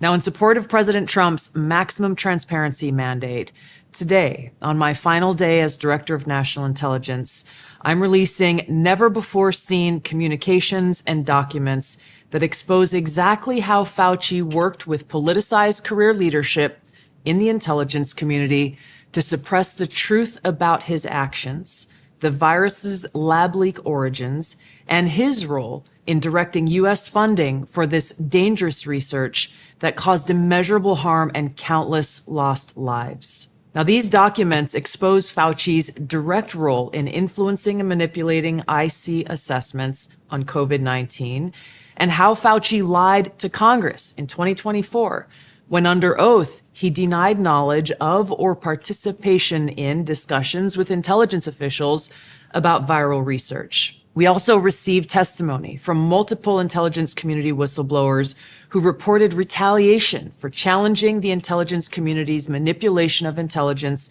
on the virus's origins, once again revealing a clear pattern of suppressing dissent, silencing critics, and burying the truth. Dr. Fauci's close relationships with the intelligence community enabled him to assume three key roles that shield him from scrutiny. First, Dr. Fauci funded dangerous gain-of-function coronavirus research linked to big pharma and their pursuit of universal vaccines worth trillions of dollars. Second, Dr. Fauci was the behind-the-scenes advisor who, alongside his hand-picked so-called experts, pushed the intelligence community to endorse a natural animal origin to hide his dangerous gain-of-function research that he funded using taxpayer dollars, all of this in a deliberate attempt to cover up the truth and shift the blame and attention away from Fauci's own actions. Third, Dr. Fauci became the nation's pandemic pundit, and he publicly pushed lies, disinformation, and censorship using. Now, is she saying, Isaiah, in your opinion, that she is combining forces? It's Dr. Fauci and the intelligence agencies, or in your opinion, is she saying that Dr. Fauci was influencing the intelligence community? Because I think if she's saying that, I can't really tell where she's coming from yet. We'll listen to the rest of it. Yeah. But if she's saying that Dr. Fauci coerced the intelligence community, then you now know that that Tulsi Gabbard is one of two things: a not very sharp person who is running intel, or somebody who is complicit. Yeah. Because the intelligence communities run the show, not Darth Fauci. They run the show, and they ran a global scheme. It wasn't Dr. Darth Fauci that was running a global scheme. This was run everywhere in the world. That means there was coordinated intel operations communication all around the globe. Everywhere you go, people want to know. Yeah. About It's the COVID. alphabet agencies, 100%. No doubt about it. So if she is saying, this is how people have to determine who's telling them the truth or not. That's why our show ultimately will be number one, is the more people start to understand that it's a conversation. We want to have a conversation with everybody, but we're going to require the people that listen to the show to think. Ask questions. I know it sounds crazy, but you have to think through some of these things to see if they make any sense. Do you believe, if you've been watching us for 5 years, do you believe that Tulsi Gabbard honestly would believe that Dr. Darth Fauci had such an influence over the intelligence agencies that he's going to be the fall guy, Dr. Fauci, or somebody associated with him? Dr. Fauci was the front piece, the mouthpiece, the puppet master, the puppet master to the public, and the intel operations are the ones that told him what to say and what to do. He's an actor in the game of COVID. Okay, continue on with that, Tulsi Gabbard, please. Oh, close enough. Information and censorship using every platform available. Now, according to hundreds of reviewed emails, which are included in this release, the intelligence community almost always incorporated Fauci's recommendations. He promoted a fraudulent paper whose publication he helped prompt as legitimate information for intelligence community consideration. Senior analysts praised Dr. Fauci not as a policymaker, but as what they called an unbiased guide to the real coronavirus experts, while deliberately ignoring experts who might dissent from Fauci's narratives. Now, Fauci didn't stop there. He blatantly lied to Congress under oath during his 2024 testimony to the House Select Subcommittee on the Coronavirus Pandemic, denying that he ever spoke to any intelligence agency about COVID. Now, the correspondence I'm releasing today directly contradicts his sworn testimony. Now, we received statements from multiple whistleblowers revealing that the intelligence analysts who dared to challenge Dr. Fauci's COVID origin conclusions faced threats of retaliation, marginalization, and many suffered career setbacks. For example, a contractor was terminated just days after coming forward to ODNI as a whistleblower. Another example, those who advocated for the lab leak hypothesis or expressed dissenting views were reminded by their managers that leadership would determine which analysts would be promoted and which would not. The message was clear: go along or be punished. Senior leaders also sought to undermine whistleblowers by removing anonymity, which is required in the whistleblower process, as they made their complaints, and also insisting that their managers or attorneys be present during ODNI meetings where these whistleblowers were coming forward with their testimony, obviously creating an atmosphere of intimidation. The COVID pandemic caused tremendous hardship and pain for millions of our fellow Americans and countless people around the world. Now, after years of lies and censorship and cover-ups, the American people deserve transparency, truth, and accountability. The tactics that were used to hide the truth are straight from the deep state playbook. Politicized, self-serving leaders like Dr. Fauci covered up their own wrongdoing and abuses of power, manipulated intelligence, lied to Congress, and undermined a duly elected president by restricting his access to the vital facts he needed to keep the country safe. It's time you know the truth. Okay, she nailed it. We already knew the truth, Tulsi. But, but she nailed it at the end because she did say it was a combination of Dr. Fauci and the intelligence community, which is what Isaiah, I have to go back and find my original podcast. That's exactly what I said a long time ago. That's what the conspiracy theorists have been saying, right? You could never get every single country in Europe, China, Mexico, everybody to buy into what was obviously a fraud. That's why I said it had to. I think that was the first indication when they said the Great Reset and you talk about global governing. I think that was the first time you could actually see that there was a global governing scheme. Yes. Because as I said before, if COVID was so dangerous, Isaiah, I'd be dead. Yep. I'd be dead. I have asthma and allergy problems. I travel the entire country throughout the entire COVID deal. I only wore a mask when I was on a plane, or I just could not get away from wearing a mask. I didn't wear a mask. I walked. It would have been a mass casualty event in Florida if that was the case. Yeah. No one really was. No one's masking up. No one's social distancing. Right. It was a con job. Okay, now let's move over to how they sold it. Let's go back to the MK Ultra. So we talked about Iran. We talked about Kurt Weldon saying the CIA has been in charge of Iran before and after the Ayatollah. Right now we go into COVID. We hear what Tulsi Gabbard says now is what I've been saying for the last 5 or 6 years. That's not to pat myself on the back. It's just to show you how obvious it is. Should you decide to think for yourself at any point in life, and I'm not talking about this audience, but maybe some people that you're talking to, if you ever decide to actually think through what you're being told and see if it makes any sense, you'll start to recognize that none of this makes any sense. Zilcho of it. And that is by design. It is a brainwashing, an MK Ultra overtaking of your conscious thought. It is why you believe so many ridiculous things. You can't get out of your own way. You think everybody's got it wrong except for you, because your information leads you to an obvious conclusion, but you're not realizing that the information that was given to you was orchestrated so you could get to that obvious conclusion. And these people over here came to a separate conclusion because their tailored media said the exact opposite. Yeah. Dr. Naputi. Someone's shouting Dr. Naputi out. I know Dr. Naputi. Dr. Naputi was great. He came on my show multiple times, and when the podcast began, he was right on it. Yeah. All right, let's go to. He's good friends with my pastor, so I got to hang out with him all the time when I worked at the church. We might know my buddy too, because my buddy and him are very good friends. He's the one that set me up with Naputi from the get-go. But it's clip number 15. Okay. Now listen to, and I went through this, Isaiah. So at the very beginning, when I started my podcast and I put it out, and it was mostly friends in the shoe business and family, quite honestly. And I had a buddy of mine, Tom, and he kept saying, Rob, he goes, why are you being so negative on Dr. Fauci? He's like the nicest guy. He's like America's grandpa. And I said, Fauci? I said, Fauci is Satan reincarnate. I would just go on and on about Fauci. And he could not get out of his mind the impression that was left from mass media. This is the brainwashing. I'm telling somebody who knows me, worked with me for 20-something years, that I have looked into this, and I asked him just to pay attention to it, that Dr. Darth Fauci is Satan reincarnate.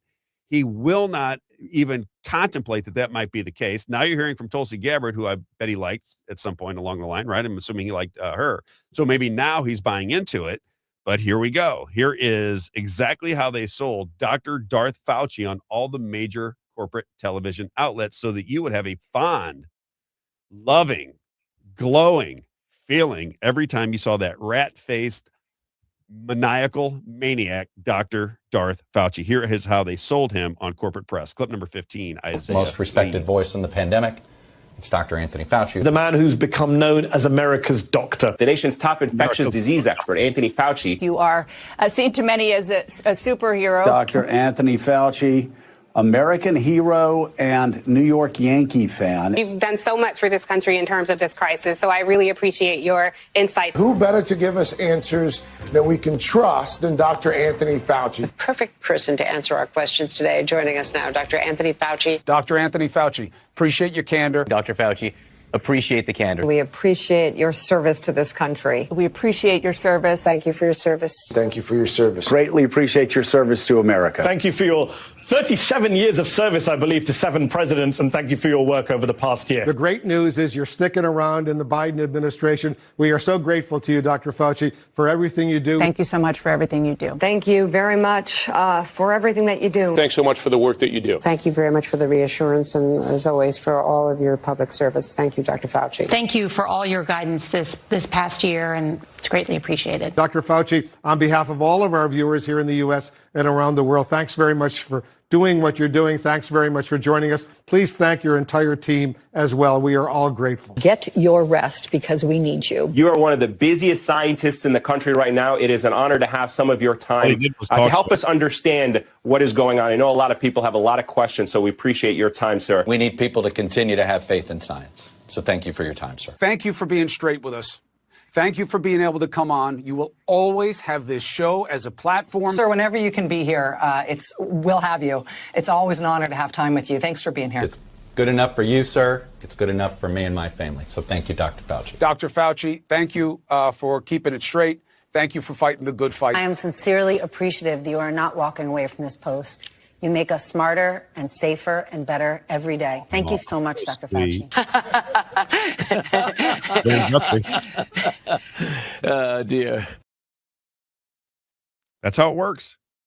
And I guess, just like you said before, people are susceptible to it, I guess.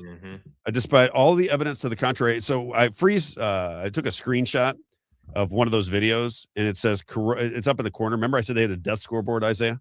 Yeah, I know, right? And you can ask my wife. I said the death scoreboard's coming up any day. We were in Nashville, Tennessee. We were down there on work and having a little bit of fun down in Nashville, Tennessee.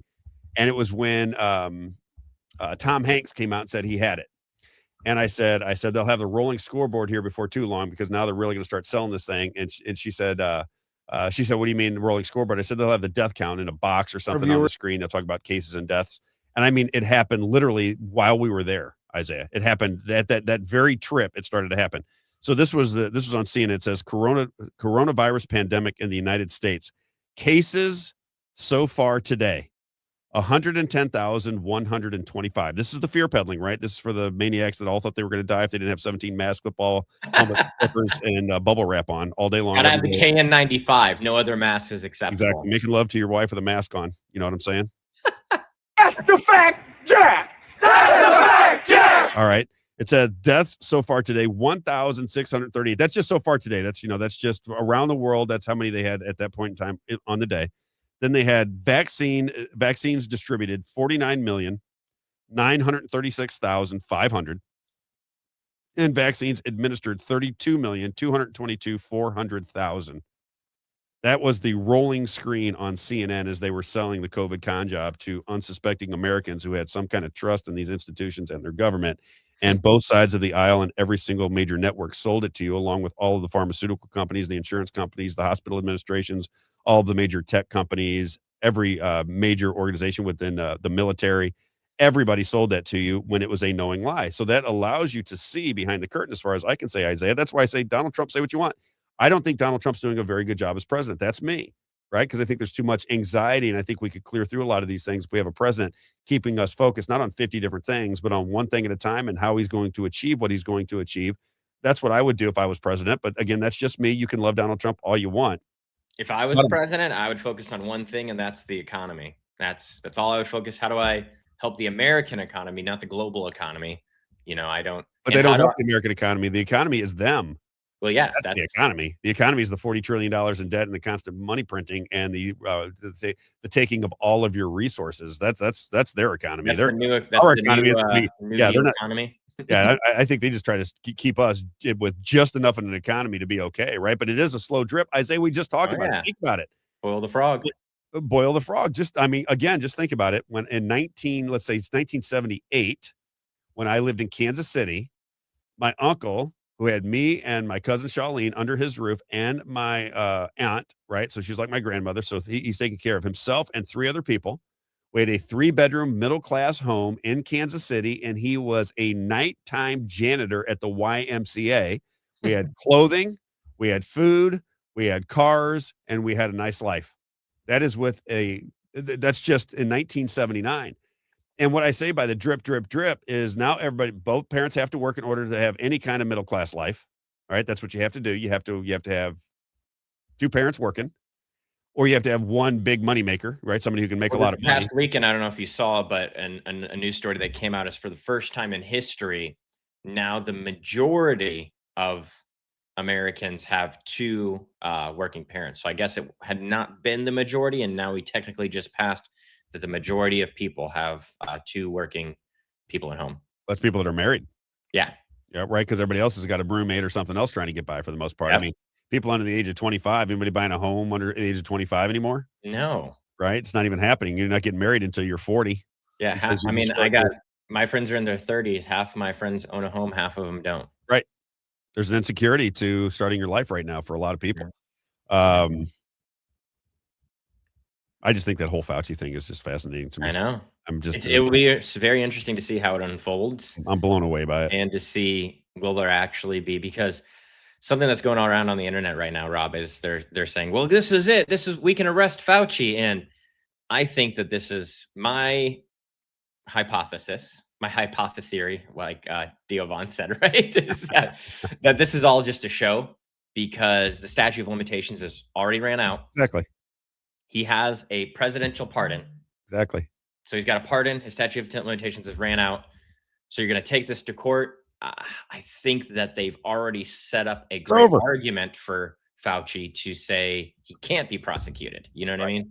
Right. I'm not saying that it's not possible. I'm just saying that I feel like his defense team would have a heyday and it would be a spectacle, essentially. Do you think that Tulsi Gabbard is a part of the machine, or do you think Tulsi Gabbard is a good person who got? I've heard she's a part of the machine, like from very reliable people. That's what Dr. Shiva said. Yeah, that's what I've heard over and over again. And that's why I say I think it's the show, because you remember when we talk about it's go time. That's right. Everybody get in here. All right, put your mask on. Ready, 3, 2, 1, live. But that's what I think it is that she's a show to show that we're pushing back against the deep state, right? Ellie says there's no statute of limitations on murder. I don't think they'll be able to charge him with that. I don't think they will. Yeah, it's like that's what people don't have sometimes I feel like people don't have a good understanding of is because we're a free country, and we still are a free country, there's a lot of things for beyond a reasonable doubt to prove things. Now, I think that they can manipulate evidence and things like that, of course, right? But, right now we do have to prove things beyond a reasonable doubt. And that's where I think they would get a little, gray area, or they wouldn't be able to find anything that proves that. You know what I'm saying? And as much as I want him to, I just think that his defense team has a lot of ammo, essentially. You know what I mean? Where do I want to move to? Did you see the drone attack on Moscow? Did you see the video? Yeah. The one with the whole thing coming off the top there. Yeah, number 10, if you can play it. Jimmy Dore posted this, but this is the video. I had to check and see if it was real through multiple different AI engines and then news sources, because it seems impossible to me that this won't lead. I mean, can you imagine if crazy major cities were being attacked in America? I mean, we're talking about attacking Moscow. This is no game here that they're playing. But here's what it looked like. If you don't mind, clip number 10. Check this out. It's mostly video. Look at that. They're saying that's in Moscow. 40 drones. Let me read this to you, what it says happened here. Yeah, it looks like Iran, right? Yeah.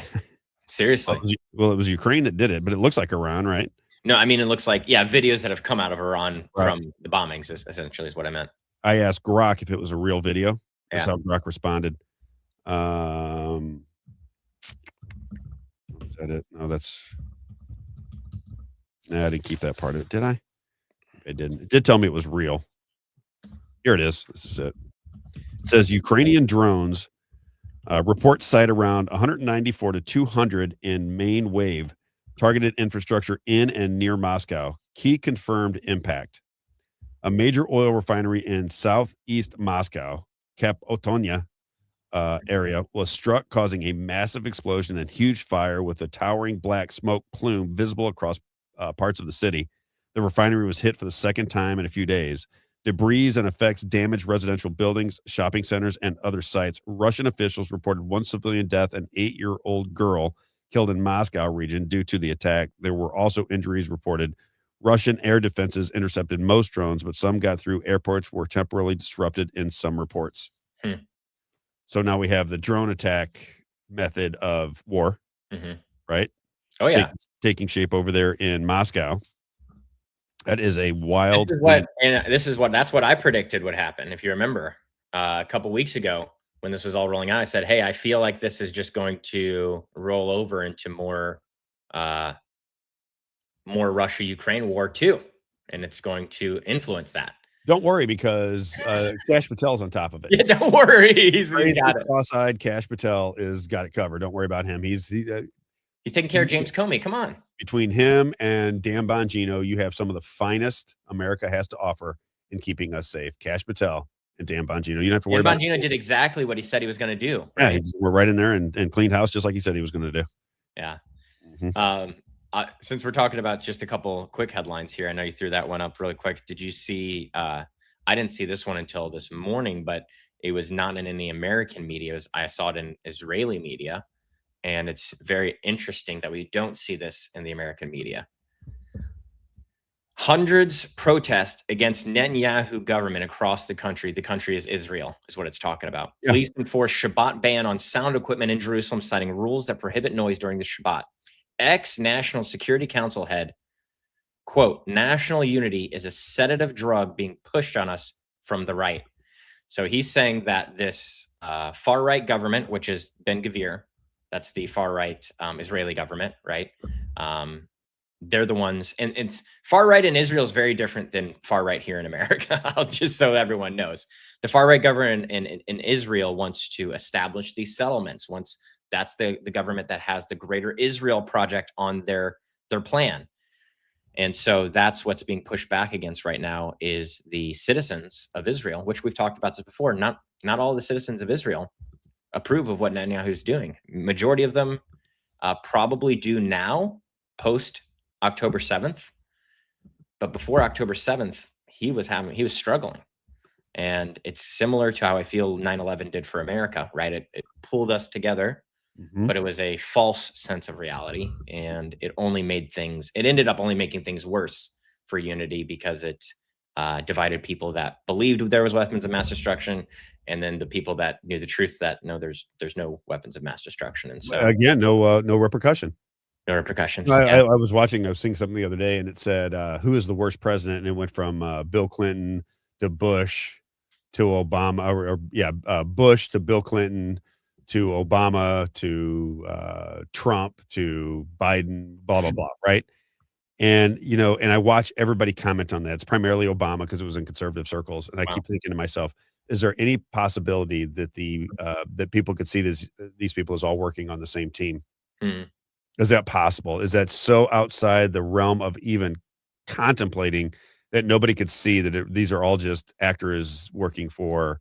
To make it really good show to where you feel like it's not possible that they could be working together. They're all doing this. It's the real work. It's like I say, when you watch World Wrestling Federation wrestling, right? They are hitting each other. They are diving off the top rope. There is physical contact. They are bleeding. It is real in the sense that it's happening. The unrealness is that the decision makers have everything covered. So everything you see, whether you're involved in the machine, you're not involved in the machine, it doesn't matter. There are safeguards that keep the system in place and that prop up the system and protect the system. And that is the name of the game within the two-party system. And I just don't know that we're ever going to get out of the box if people don't see these two parties as one.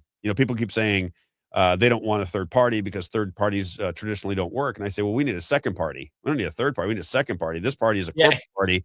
We need a party that says small business, slow it down just a little bit. We don't want to answer to machines everywhere we go. Just stop that in the United States. If there's a option B to where you want to work with machines all the time, great, but we should make it's a government of by and for the people. Do people want the machines or do the corporations want the machines? Because then get rid of the people.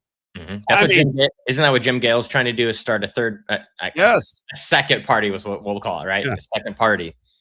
He's trying to get people to see the world through a different lens, which I don't even, again, Isaiah, I don't know what's even possible anymore. I think all things are possible through God, but I do think it will take divine intervention because, you can just, if you talk to 1,000 people on the street, you're going to have 2 or 3 that have any understanding of the things that we're talking about. Most people would think that we're absolutely insane, that we need to be in a rubber room just to have a conversation, that the whole world is really being run by a handful of people and everything really is just being orchestrated in advance. It certainly feels that way to me.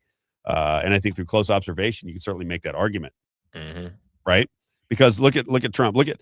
Did you see Huckabee? Now let's just go through. Oh my gosh. Yeah. Let's go through the timeline of events with Iran now, because we're talking about just the perceptions in MK Ultra on everything. And I'm showing how it worked in COVID.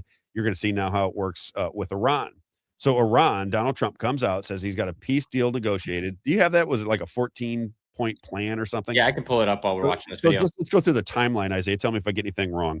I'm arguing with everybody. I'm being called an anti-Semite because I believe that Israel is bombing a Christian, a partially Christian nation in Lebanon. All right. I talked about Gaza, then we moved over to Lebanon, and I said, wait a minute. How does America justify being partners with Israel, providing weapons to them as they are bombing the interior of Lebanon, which is run by Christian leadership? How do Christians get around that? Then I had all the people that are pro-Israel that just think Israel can do no wrong. These are the people that think we have to save Israel. Israel as the chosen people and all protections of Israel, even above and beyond America. That is the way we should look at it, through a biblical lens, and Israel can do no wrong, right? Those people all fought with me, Isaiah. Remember? They're all giving me trouble. They're all pounding away at me on social media. Then Donald Trump comes out after he creates a peace deal, supposedly, between Iran and Israel. Israel, within like what 30 seconds was it, Isaiah? It was like within 30 seconds of him making this announcement, begin to bomb Lebanon and go out and show the video of them bombing Lebanon. They make public statements about bombing. And Netanyahu said, we need to protect Israel. Ben Gvir said, it's Israel, it's our country. We're not going to let anyone tell us what to do, which is ironic. Exactly. And then Ted Cruz gets involved. Mark Levin gets very mad at Donald Trump, saying this agreement is ridiculous. Mike Pence goes all over. Ben Shapiro, all the normal people start to come out and speak out against Donald Trump because it appears in the media, which is the illusion, if you will. Donald Trump comes out and says, oh, we're going to put this 14-piece deal together with a government that we couldn't possibly know who they are.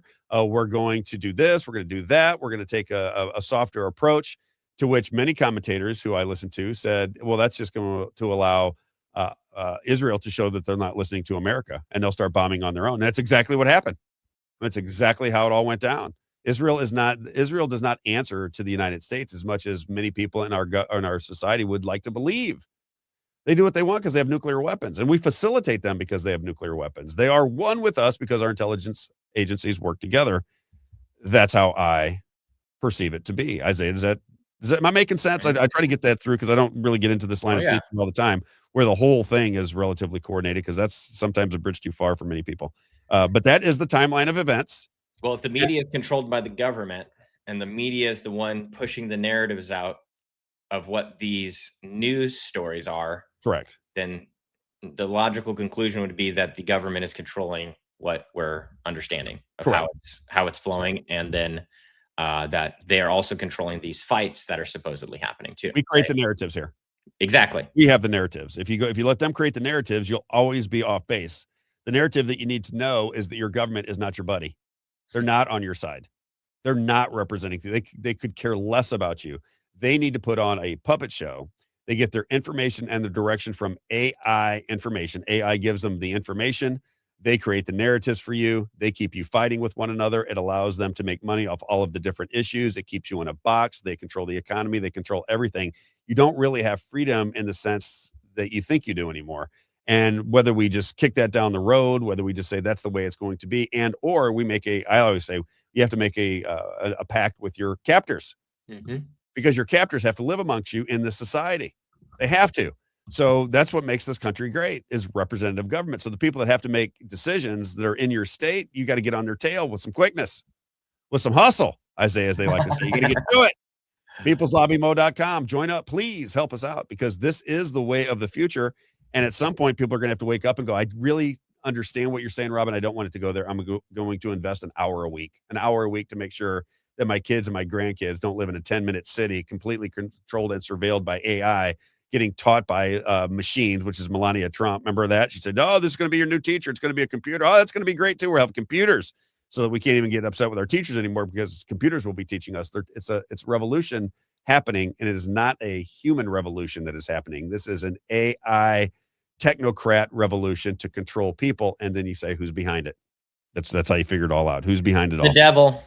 The devil is behind it. So let's go to, having laid all that out for you, let's think of where Donald Trump is, because Donald Trump is the lightning rod that everybody tries to figure out. Donald Trump was, we're going to destroy Gaza.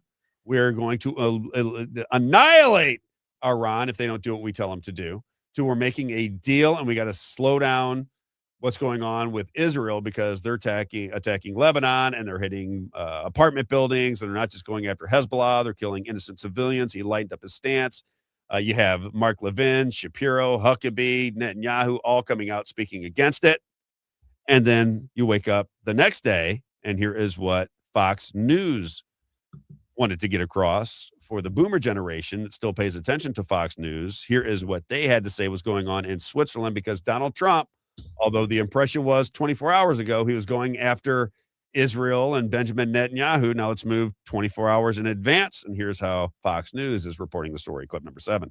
Guys, good morning. I just spoke with President Trump for more than 20 minutes, and he gave some new insight and reaction about the ongoing talks that are taking place in Switzerland and the threats coming from the Iranian regime. President Trump telling Fox News that the U.S. may take over the strait in the future if they have to, and collect tolls. The president described this as the United States being the guardian angel of the Strait of Hormuz and the Middle East. And the president said ultimately that would involve the U.S. taking 20% of the oil that passes through the strait. Remember, this comes in reaction to the Iranians saying they will close the Strait of Hormuz in response to Israeli strikes against Hezbollah in Lebanon.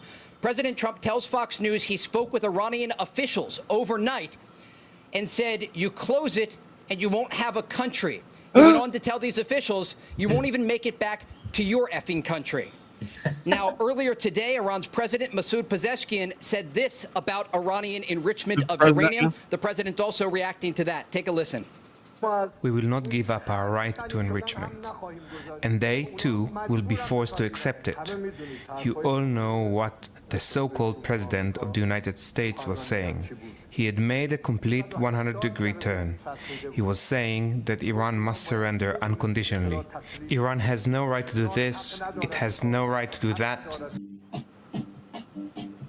President Trump, during our call, responded directly to those comments by Iranian President Masoud Pezeshkian. President Trump told Fox News he better watch his mouth, he better shape up, or we'll take over the rest of the country.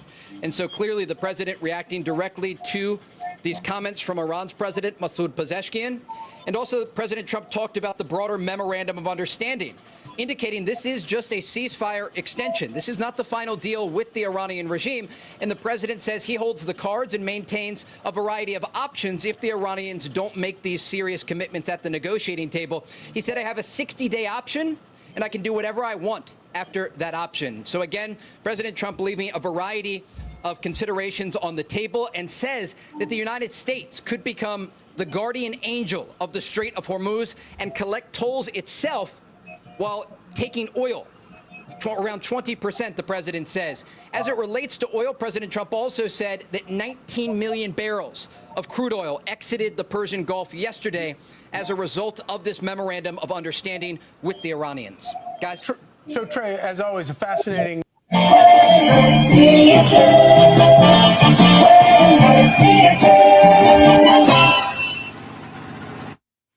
Werenberg. Isaiah. So it went from he was too soft on Iran till he's going to take over the. Remember, they were getting a toll last when we got off the air Friday. Iran was getting a toll. That was part of the agreement. Now on Sunday evening or Sunday morning, late at night, whichever one that was, Trey Yinks is saying that he is going to obliterate Iran and he is going to run the Strait of Hormuz. This is all within a 20 and just literally 48 hours ago. Here is just so we can play this. Let's play Huckabee. This is 8. So now he's back to he's the tough guy with Iran. He's going to kill them before they get back to their hotel. He is going to level them with a nuclear weapon. There will be no Iran. He's going to take over the Strait of Hormuz. But like I said, 48 hours earlier than that, he was cuddling up to Iran saying they needed their ballistic missiles. We're going to reach some kind of agreement. Israel bombs Lebanon. And now we're right back to where we began because this is the games people play. Right, wrong. It just you don't know that song, Isaiah. That's a great song. Great. 8. Here's Huckabee. Check it out. Hey, before I got here, I did something 36 that hours I thought ago. was very important. I checked President Trump's social media to make sure this was not my last speech in Israel. As you know, he typically fires people in the middle of the night by way of social media, so I wanted to make sure that there was a reason for me to come. I'm happy to report that so far, so good. Did you have any idea that Mike Huckabee loved Israel so much? Were you aware of this whole situation when he was president and he was governor? I had no idea. When he was governor, I knew. Yeah, I knew. That's because, Rob, I know, something that is really interesting and I think I have a very unique perspective on. And one of the reasons I wanted to start speaking out more is that I hung out with these people. I ran with these crews. I know the people that run Christians United for Israel. I know the people that run One for Israel. I know these people. I worked with them. They're my friends. And I think that when you are indoctrinated with a specific type of theology, and that is the only theology that you are open to hearing and you don't investigate for yourself outside of that, that's the natural conclusion is what Mike Huckabee believes. It is 100%. 100% can't fault him or anyone else for believing what they believe, because that is what that theology would lead you to. The problem is that I think that the theology is flawed. I think that there's some elements that are correct to it, that I do think that there's some unknown mystery to what is God doing with the Jewish people. I don't know, right? Can you pause it there for just 1 second, then finish that? Because I want to play something that kind of just, I want you to answer those two. Add an element to what you're talking about and tell me what you think about it. Play clip number 6. It's Lindsey Graham. Oh, gosh, right? Great. Because Lindsey Graham is, he's very, very feminine man, if you understand what I'm saying. Very extremely feminine man who is very, was going to Disney by himself, you know? He acts very tough when he goes on to Fox News. And when you see him and you see what kind of person this is, I mean, he is a, you know, I have nothing against gay people, but if I were to meet this guy for the first time and somebody said, Rob, do you think he's gay? Your life depends on it. I would say, yes, this is a homosexual male. All right. Oh, yeah. Mannerisms, the way he shook my hand, though, just when you see him in person, you just get that vibe as though he is a gay man. Yet when he's, and which I mean, not gay in the sense that, you know, who he sleeps with, but feminine in the sense that he acts more like a woman when you see him in person. But when he gets on, which a lot of feminine homosexuals are, am I right, Isaiah? I don't want to overstep bounds to reality. And there he is right there on the screen. Okay. So this guy goes on all of this and he gets the endorsement of Donald Trump. He goes out and he's constantly advocating for bombing children. Clip number 6. This is Lindsey Graham. Check it out. Think will happen next. If this deal fails, President Trump is going to take the Strait of Hormuz over by force. The United States will control the Strait of Hormuz. We'll charge a fee for all those who go through to pay for the operation. And we're going to expand the Abraham Accords in calendar year 2026. We're going to get Saudi Arabia to join the Abraham Accords, and which is the biggest change in 5,000 years in the Mideast. And if Iran contests control of the Strait of Hormuz by the United States, we will obliterate them. So to all the people listening, if this diplomatic effort fails, President Trump is going to take the Strait of Hormuz. Yep. We're going to run it. We're going to try to get Saudi Arabia to join the Abraham Accords to end the Arab-Israeli conflict in 2026. And if Iran continues to attack Israel and Lebanon, the new policy will be we'll hit Iran. So to the Iranians, if you're listening, when you use Hezbollah to attack Israel, I think the new policy will be we will attack Iran. Right? So here, and my question to you as you were going through that is, somebody like Lindsey Graham, who, if you just follow his history, constantly wants to drop bombs on people everywhere in the world. He's never met a war he didn't like. How can that guy be aligned with anything that is Christian? And how do people align with anybody like him? This is what I don't understand, because what you're saying is the people that are in these circles, the Mike Huckabee, the Judeo-Christian, the Israel must be protected at all costs. How do they not see that is anti-Christian? When you say that in order to get your will, to enforce your will upon people for economic reasons, you will obliterate them. And if there is an attack by Hezbollah, which could easily be a false flag, nobody would ever know. Lindsey Graham certainly wouldn't know. Nobody would have any idea whether it's a false flag or Hezbollah.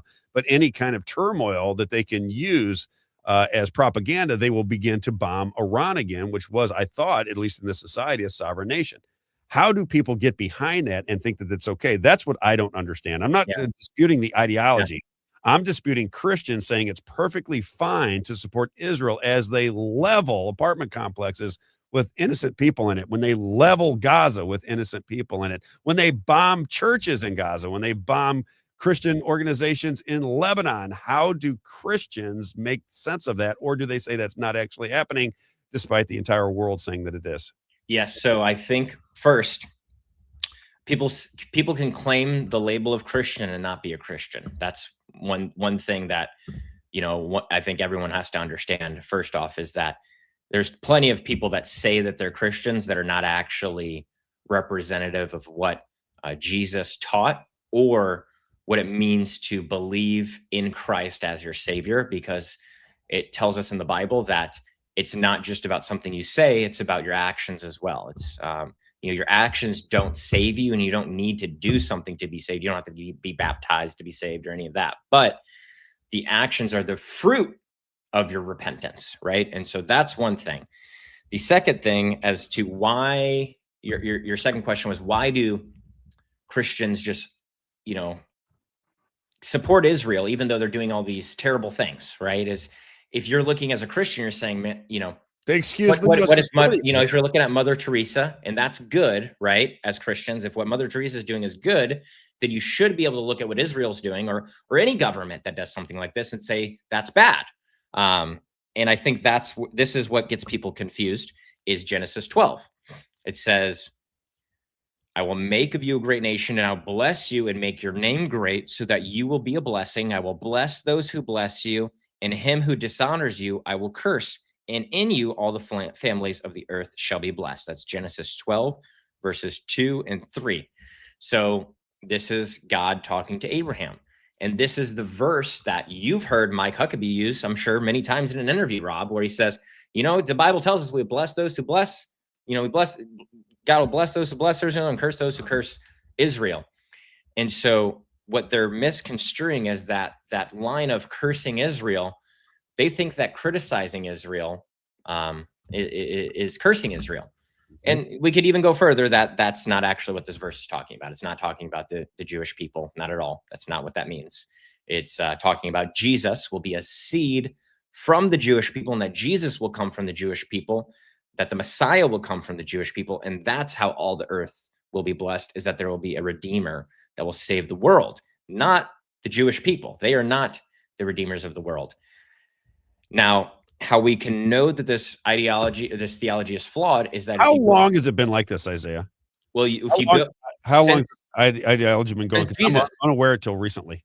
Well, I mean, the Schofield Bible was a big one, but this theology was developed by the Jewish people and pushed into the Judeo-Christian thought. Because if you ask a Jewish person, for example, what Isaiah 53 is about, which it says, "He was pierced for our transgressions, he was crushed for our sins. The chastisement of our people was upon him, and by his wounds we are healed." That's what Isaiah 53 says about an individual who will be persecuted and redeem us. Who does that sound like, right? Jesus. But the Jewish people say, no, that's us. We've been persecuted. We're the ones who are going to save the nations. And they misconstrue the Old Testament to say that the Jewish people are still going to be the light to the nations, right? This savior of the nations, the savior of the Gentiles. But it's not the Jewish people. It's Jesus that is the savior. And that's where the theology is very misconstrued. And Christians don't understand that connection, that they're actually... A lot of Christians say exactly that, though, Isaiah. Why is there such a split on that? Because of Genesis 12. It all goes back to Genesis 12 and the interpretation of what that means. And so when you misinterpret something like the Smith Modernization Act does, right? Mm-hmm. And you take what it says and you purport it to mean something that it doesn't. That's what that Hitchborn was talking about, right? Yes, that's exactly what's happened through the Schofield Bible and through John Darby and all these theologians that brought in dispensational theology. That's an interesting concept, Isaiah, because you could make the argument that the church is leading people away from God. Yes. Yeah. Crazy to think.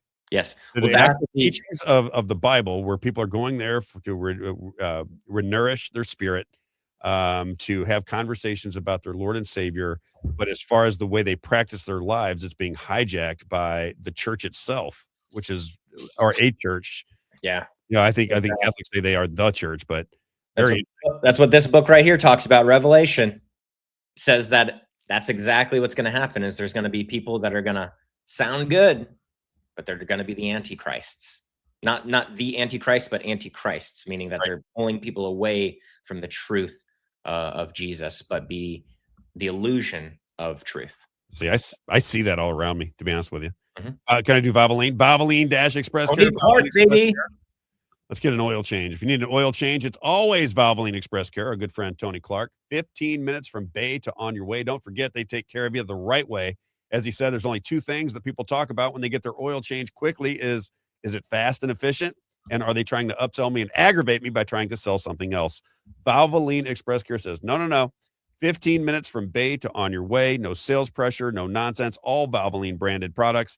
You don't even need to make an appointment. He has locations. Isaiah, if you don't mind putting those locations up on the screen, there's the locations. We are in Cape Girardeau, Missouri, Highland, Illinois, Troy, Illinois, Lee May Ferry Road, Warrenton, Missouri, Mid Rivers Mall Drive, St. Peter's Parkway, and is that the last one? Yes, that's it. So, and if you need any coupons, Valvoline-expresscare.com. Go there, get yourself some coupons, go get yourself a quick, efficient oil change, and support those who support our show so we can spread this message. Valvoline-expresscare.com. Our good friend Tony Clark, when it's time for an oil change, it's always Valvoline Express Care. If we do not see that sticker in your window, how in the world can we possibly be friends? And then Advanced Wellness MED had a lot of questions from friends and family when I was in St. Louis. We had Dr. Helen Gelhard on. Again, she specializes in curing or treating or thinking through strategies against diseases that kill you. I guess that's the best way I'd put it. As she likes to say, we assist the divine healer. We assist the divine healer. Very spiritual woman. Feel, think, and look better. There she is right there on your screen. Live longer. The earliest cancer detection blood test available. She has pre-screenings for heart attacks and strokes. She'll keep you living when you get to that situation where you're like, I'm not really feeling good. Something's going on here. I have cancer in the family. I just want to make sure that I'm okay. You got to go see Dr. Helen Gelhard. And then just as important as anything else, if you have dealt with somebody with dementia or Alzheimer's, you know what a difficult strain it is on the family. Symptom reversal with Dr. Helen Gelhard. Symptom reversal for Alzheimer's and dementia. Dr. Helen Gelhard. Reach out to her at 314-576-0094. Dr. Helen Gelhard, 314-576-0094. Or you can check out the website and give her a call. Give her a call, especially if you have somebody in the family. Don't wait. If you can reverse symptoms, let's get to it immediately. AdvancedWellnessMed.com, 314-576-0094. And let's do Rack Custom Coatings, and then we'll move. Rack Custom Coatings, again, if you are somebody that is a manager or an owner of industrial space and you need new flooring, it is Rack Custom Coatings. It'll give you beautiful flooring at a great price. If you have a new home or you want to improve your home and you just finish the flooring within your garage, what a difference it makes to your home. Locally owned and operated since 2001, family-owned, Rack, R-A-K, CustomCoatings.com. Our good friend Rich McQuay install industrial strength, long-lasting coatings built to handle anything your home or business can throw at it. From garages to commercial spaces, Rack, R-A-K, Custom Coatings delivers tough, beautiful finishes that last. Where quality meets craftsmanship. 636-398-5040. 636-398-5040. One of the coolest things you could do to your home that you never thought of was finishing the flooring, putting a design within your floor. There's all kinds of different things that he can advise you on. But I'm telling you what, when you clean up the flooring, make any kind of effort to spice up your garage, what a difference it makes when you open up that garage door, when you see a beautiful car on that beautiful flooring. Rack Custom Coatings.com, R-A-K, CustomCoatings.com. All right. What else did I want to get to here, Isaiah? So we talked about that. Oh, I wanted to get into Massey. So Massey has not yet, and I don't know when this will be, when they will come back and talk about the Epstein files. Do we have a sense if that's going to happen, Isaiah? Has he made any more commentary about that? I've been checking out his feed. I haven't heard any I more. know he's read some names already before. He did. He gave just Staley and a couple other ones, but I don't know if it's I'm sure this is what people, I think sometimes, this is where me and you, I feel like sometimes maybe could be a little bit more realistic sometimes than some people that we chat with, right? Is that we understand that he's got to take it through some channels. He can't just, there are, I don't know, maybe there is, maybe I'm wrong. Is there immunity? He says he has 20 or 21 names. Yes. And that he was going to eventually read them. And so did Marjorie Taylor Greene. She said the same thing. She said she would read them on the House floor because they have immunity. So even if they lie. Okay. So even if they do, even if they do something wrong, they have immunity when they're in the House. That's what I was wondering. I was like, I don't know if it was immunity. I know he told us about something that he has a little bit more freedom of speech than citizens. Yep. And he didn't use the word immunity, though. That's why I was like, I don't know if they have congressional immunity. You should, They have congressional immunity, so he can go out and say whatever he wants. And I think people that are following Thomas Massey want him to come out and spill the beans on the Epstein case. What is it? How is it? Where is it? Who is it? Let's get it on. And it's like all the rest of these narratives, Isaiah, that we continue to talk about. Everybody gets worked up. Everybody thinks some great reveal is coming, right? We went through the Chinese spy balloons to the UFOs to Dr. Fauci and the uncovering what went down with COVID. You go to global climate change. You could go to the Federal Reserve. They always leak the Smith Modernization Act. They always leak something that makes you think, okay, here we come. It's right around the corner. They've been doing this for years. I always make fun of it. It's any day. It's probably maybe not today, but tomorrow for sure. And then when it's not today, it's tomorrow for sure. And they run that out. And they've been running it out for what? Like the UFO files, when they said that they were going to release a bunch of information about the UFO, people were, oh my gosh, look, it's going to be crazy. It's going to be crazy. And then it ended up being a complete joke about illegal aliens. It just evaporates. Everything evaporates. All of the reveal, all of the accountability for government evaporates because they, as we said earlier, they're able to redirect you into a new narrative. And I'm not 100% sure as a show how we go about that. How do you try to convince people that really the only option they have is to take care of their local government and to recognize and bring awareness to as many people as they can once they see it? What are those paintings, Isaiah, where you look against the wall and it's just a bunch of black dots? And I don't know what the name of them are, but they're like abstract art. Yeah. Kind of. And you stare at it long enough and then you see it. But then now every time you look at that picture, you see that image, right? Once you see it, you can't unsee it. It's the same way here. There's going to be a time where people go, wait a minute, how long can they manipulate me? How long can they make me angry with one of their narratives? How long can they hit me against the Democrats or a liberal or somebody who's taller or somebody who's thinner or somebody who has more money or somebody who is whatever? They split you amongst every possible demographic and category they can split people on. And then they pick those scabs all day long.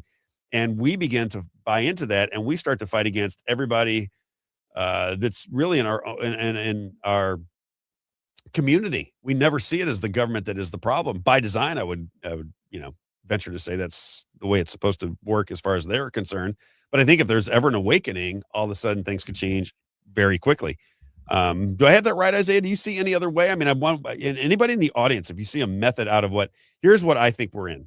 Here's the box that I think we're in, just in a nutshell for people that might be listening for the first time, right? Because I think people are moving toward the website, by the way, Isaiah. I'm starting to notice that. Thank God, theRobbCarterShow.com. If you want to listen there, you don't get interrupted ever, right? You can listen to it. There's no worry about being shut down or what have you. But yeah, we're targeted on Rumble with Missouri Promise ads apparently right now.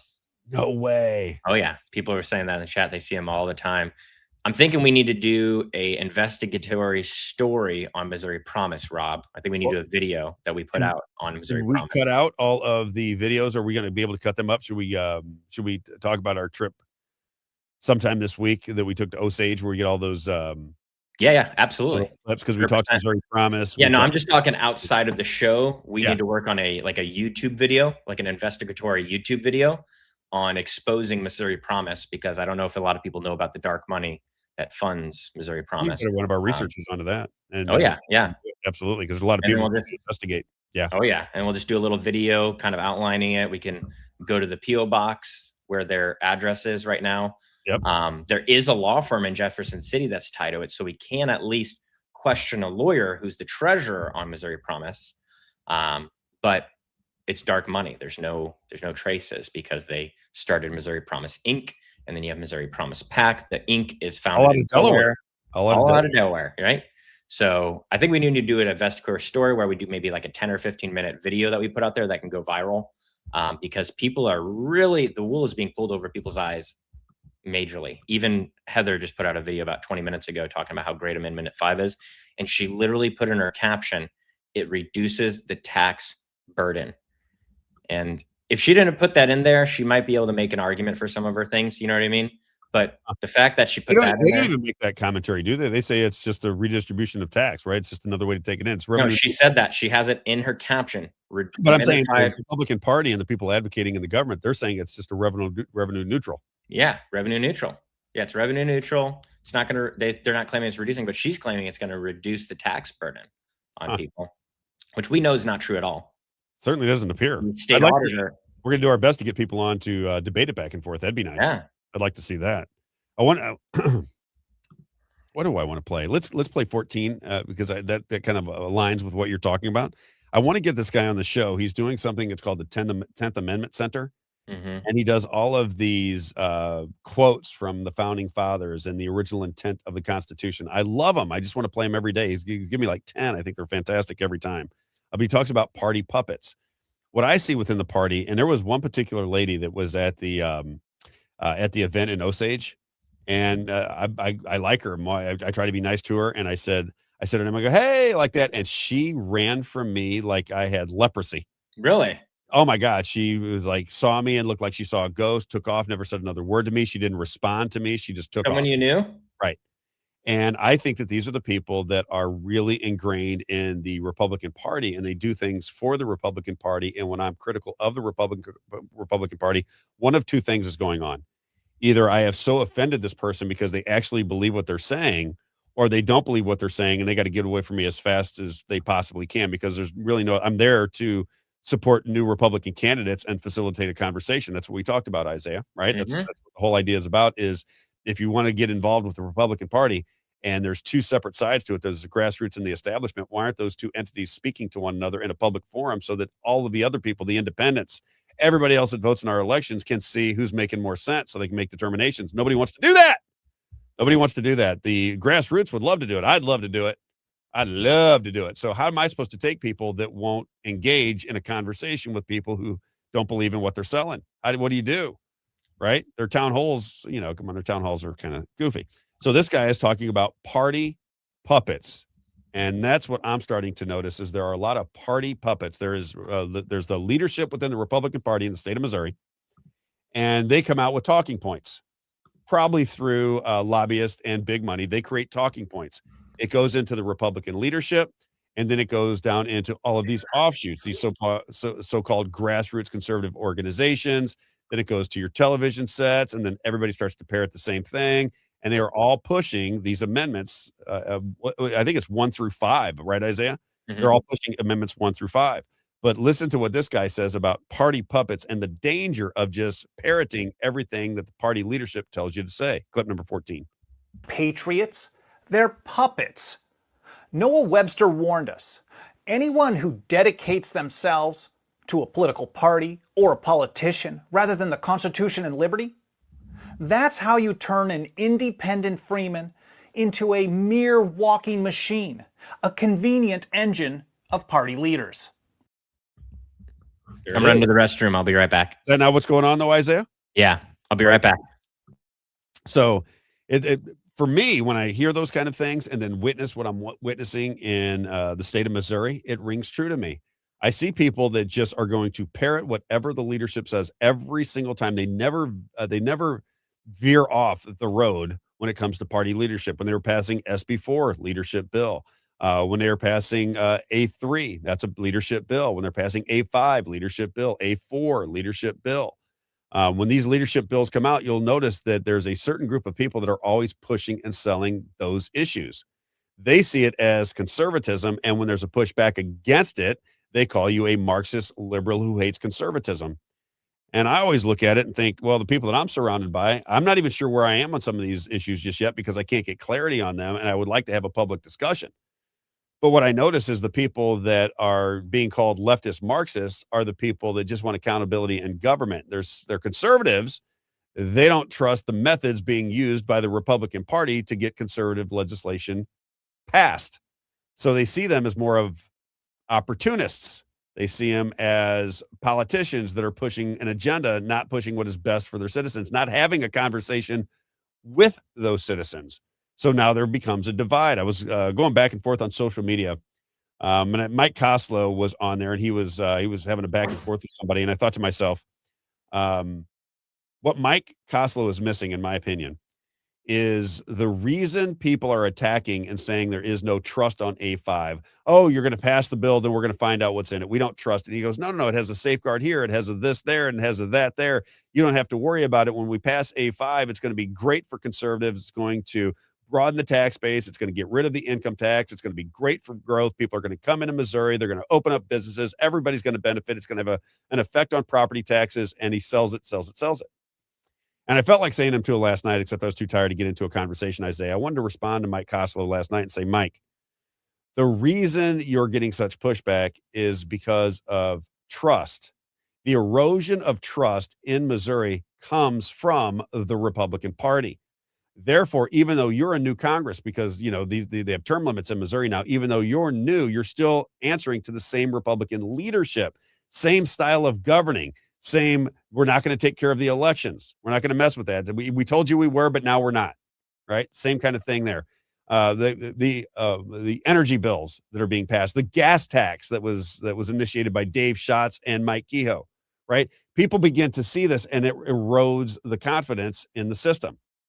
And then we just take it a step further. What does the speaker mean when he takes a vow, takes an oath to not share the secrets of the House? What does he mean?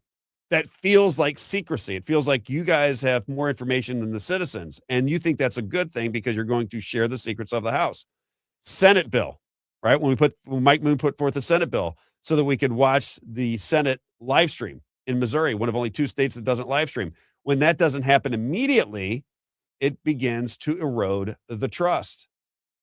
So you have the House with the keep the secrets of the House oath that erodes trust.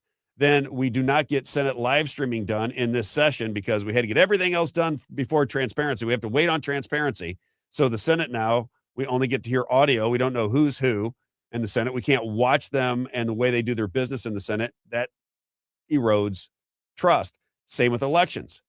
If Donald Trump comes out and says, or his team says, that the electronic voting systems played a principal role in overturning the election of 2020, and then you have a Barack Obama saying the same thing in 2008, one Democrat, one Republican, two of the most popular in recent history for Republicans and Democrats, Obama and Trump. Well, nothing happens. And then how do they move the narrative away from stolen elections? They say, well, we got to get the SAVE Act passed. Only Americans should be able to vote in the elections. I'm like, wait a minute, only Americans? We got a lot bigger problems than that. We got electronic voting systems. We got voter rolls that are out of control. We got mass mail-in balloting. We don't have a day off. We don't have a federal holiday or a state holiday. We got a lot of problems to fix. But you're going to fix the one that says only Americans should vote in the election? And everybody has to have an ID now so you can track us even further? I don't know. It seems like fraud to us. And if it's not, then come out, have public debate. We'll make sure that nobody's screaming and yelling at you. This is one of the things I think everybody on this side is crazy that they're going to do this. I've never done that one time, right? I'd like to do it. Allow Rob to do it. I'd like to ask the questions if that's okay.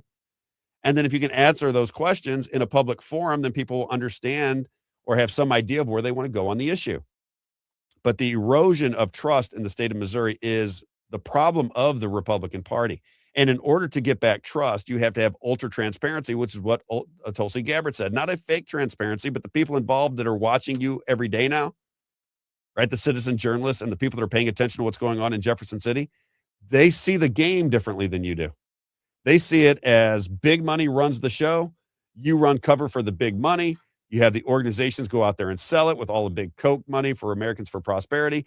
They sell it to the citizens. They run the commercials. They set the narrative. We end up voting for things that aren't beneficial to us.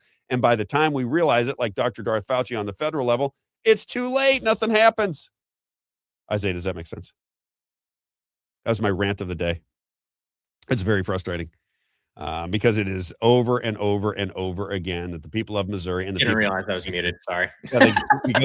we just continue to go through the same thing. Yeah, it's pretty wild. It's yeah, and this whole Amendment 5 thing is just interesting to me because I don't even know the answer, Isaiah. I know what they're saying. It's like what you're just saying. I know what they're saying, but what's actually going to happen is, I think, a different story. And the reason I believe that is because of the trust in the government is at an all-time low. 17% of people trust the government. It's too high. And I think that's for good reason. It's not because we're wrong,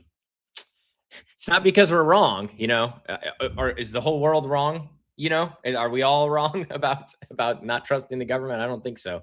But how do you? But it's a solution, right, Isaiah? We recognize that there's no transparency, right? We recognize that. Exactly. Why would the Republican Party and the people representing the Republican Party, people that are going to be on the ticket, or people that really think that passing A3, A4, A5 are really these are crucial to the forward motion of the state of Missouri? Why would they not invite a real debate? Mm-hmm. Why would they not? Why would they not take on their criticism in a public forum? Mm. Why is that lost upon them that they think they can get away with not having debates? You know, the conversation on Friday with Nadine at 9. Yep. I said the reason they don't primarily, I believe, runs down to elections. Now, how they're stealing them or how they're buying them is irrelevant to me. But the fact that everybody who doesn't debate wins should raise an eyebrow. Yep. Right? Because if I don't want to face my accuser, if I don't want to debate with somebody, if I choose not to debate, that means I probably don't have a good argument. I'm probably not a great public servant because I'm trying to mislead people. And when somebody calls me on my BS, I have to answer that directly. They don't want that. Mm-hmm. That's what, did you see Ryan Hagedorn? What happened with his? Yes, I his responded to him. I even told him, I said, Ryan's running for office here in the state of Missouri. And he said he did not want to have the debates in private. He wanted to have them publicly. And he said, now we just got to figure out an unbiased moderator. I said, you don't need a moderator. What do you need a moderator for? You say, I get to speak for 3 minutes. You get to speak. Well, he wants to do it. He said he wants to do a traditional. He wants to do a traditional lead form debate, is what he said. Like a Lincoln Douglas. Yeah. Yeah. And that's what I said. I said, that's the way you should do it, because then it takes all the bias out of it. Then your detractors can't say anything. Like, for example, they should have somebody who represents the Republican Party, Republican leadership. They should have somebody that represents their point of view and what initiatives they're trying to get accomplished. Pick a journalist like myself. I think it should be me, but somebody who's going to be honest and have a debate, a public debate on the issues that they want to get passed, so that the other side can come out and say, this is why we are opposed. Mm-hmm. These are the questions that we have. Here's where the trust has been eroded. Do you understand it? Maybe you get what you want to get. Maybe we give you what you want to get. Maybe we vote yes on, say, Amendment 5. But in order to get the vote from Amendment 5, here's the way we want our government to run. We want to see what you're doing in the House. We want to see what you're doing in the Senate. We want the Speaker of the House not to be chosen in advance. We want the people to get seated. We want you guys to wrangle about it for a couple weeks. Find somebody who can represent the voice of Missouri. Find a way to get important bills onto the Speaker's desk, and the Speaker can be overrode. Right now, it takes 82. But I'm thinking if you can get 30 and you're the governing party, if you can get 30 people behind a bill, then it should be on the floor. Right? It should be on the floor. You should be debating it. I mean, you can't get elections. The Secretary of State, Denny Hoskins, won the election, in my opinion, because he said he was going to get rid of electronic voting systems. That's what he said. You want it? I'll play it for you. I shared the clip. I can tell you want it. Yeah, I shared the clip on X, and I said, when are you going to do this? let me just for the audience, making sure. Okay, this is funny. Denny Hoskins when he was running for Secretary of State in Missouri. The only person I endorsed was Denny Hoskins, because I believe if you cannot get, and we have Dr. Franks coming on. I'm trying to get Mike Lindell on. We'll have Jen Olson on again. We'll have people aligned with the elections back on the show again. But here is what Denny Hoskins said when he was running in 2023-24, when he was running for Secretary of State. This is what got him elected, in my humble opinion. And I appreciate the endorsement from Senator Eigel for my Secretary of State's race as your next Secretary of State. I agree with Senator Eigel that we need to get rid of the machines. Okay, it sounds to me like he wants to get rid of the machines. Now, if your job is to oversee elections, that's what you're recognized for as the Secretary of State, is to oversee elections. And then you've been there all the way up into the midterms, and we haven't gotten rid of the machines, and the Republican Party doesn't put any legislation to get rid of the machines. There's no conversation about voting machines. There's no really any big priority from the Republican Party to make sure that people have confidence in the elections. Then what are the people that are paying attention to elections supposed to deduct from that? That's what I would ask Mike Kossel. How would you see it if you were on our side of the fence? Can you take yourself out of what you're trying to get across and then see the world through a different lens? Do you have that ability? Because we just got more information than you, Rob. That's why. Then share it. Exactly. Share it. Come have the conversation with us, because I don't see it that way. And I think the biggest problem people have with Amendments 3, 4, and 5 in the state of Missouri is they don't trust the government. I think that video of Brad Christ, I like Brad Christ. I met him, had a few conversations with him. Like I told you, remember when I was telling you about Brad Christ when we were at the Capitol? I said, he's, you see him and you're like, oh, this guy's a politician just because of how he looks, right? Yep. But he couldn't look. answer the questions that lady asking very simple questions for him to help her understand how Amendment 5 is going to help her, because she's like, I just did the math and it's not going to help me. Did it appear to you that he is a mouthpiece for the Republican Party? Yeah, I think that's what, and how many people are doing exactly that? All of them. They're just mouthpieces for leadership, which is why, again, if we play it one more time, 14, the 10th Amendment Center. Listen just for a second, stop what you're doing, because I'm about to ruin the image and the style that you used to. You don't know that one? Okay, it's something I'm down with. All right, clip number 14.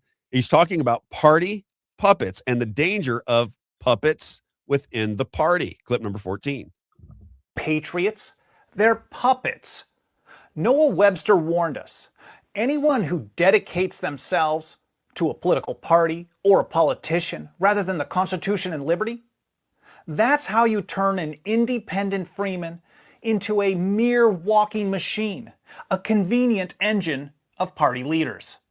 I need to get that on we need to get that up. That's just such a beautiful way of putting it. You end up being a walking zombie selling what the party wants you to sell. And if you are in lockstep with what party leadership wants to sell, then how free are you really when half of the conservatives and libertarians that make up the Republican Party see it through a different lens?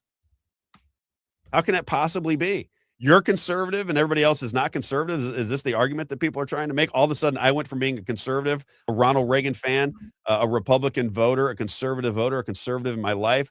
I suddenly went to a Marxist Democrat. Well, it's an ad hominem argument, Rob. They don't want to. They don't want to. Crazy. Yeah, they don't want to actually address the points that you're bringing up. Or this is what I see from Tim Jones, for example. Right?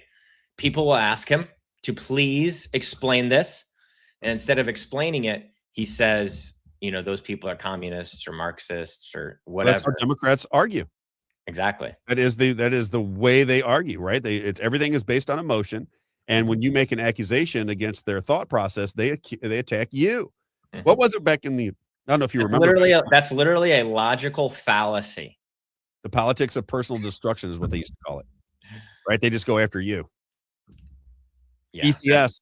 That's ECS. what I mean. That is if people need ECS, and then I got to play Massey. Go ahead, Isaiah. Yeah, I just think that people need to understand logical fallacies more. That's something that I was always interested in, and I studied a lot. And if you just understand logical fallacies, then you can. I don't know. For me, this is just how my brain works. I can see through the arguments because I understand. Oh, you just delegitimize yourself because instead of actually answering or instead of actually having conversation, you just went down into a logical fallacy by attacking them or by bringing in something that is irrelevant, right, to the actual conversation. And so pretty crazy to me, but I really think people need to understand and study logical fallacies. The website I like using I think it's called like Logically Fallacious or something like that. It has like all the logical fallacy arguments listed there that you can just read through and study. Very, very interesting stuff. But if I think if people understand that, they can just start seeing the cracks in the argument. This is the next question. How do we expand so we're not preaching to the choir? This is the argument that I make with when I'm talking about expansion of the show. I said there are like thinkers like us. I was at a buddy's house. Have you checked out Gemini yet? My buddy has Gemini, and he asks questions to. It's the Google version, and this thing will lay out everything in the world. It's kind of amazing the ability of these AI models and the things that they can do. But what was my thought process there? I lost it for. Don't get old. Is what I'm trying to tell you. What was I getting ready to about your buddy about Gemini. I can't remember what it was. Oh, well, it's not that big of a deal because I wanted to get into ECS anyway, so it'll get me off. ECS roofing. I'll come back to it. The mind works crazy with me, but it'll come back in there before we leave. ECS roofing and exteriors. Did we have a storm in Missouri when I left? Yeah, we had a storm that just came through, and in Illinois too. Excellent. So hopefully, my man Larry, who just did a roof, so we had a. That was your rain dance that brought that storm. Exactly. Somebody connected to the show. Needed a new roof. It just finished last week.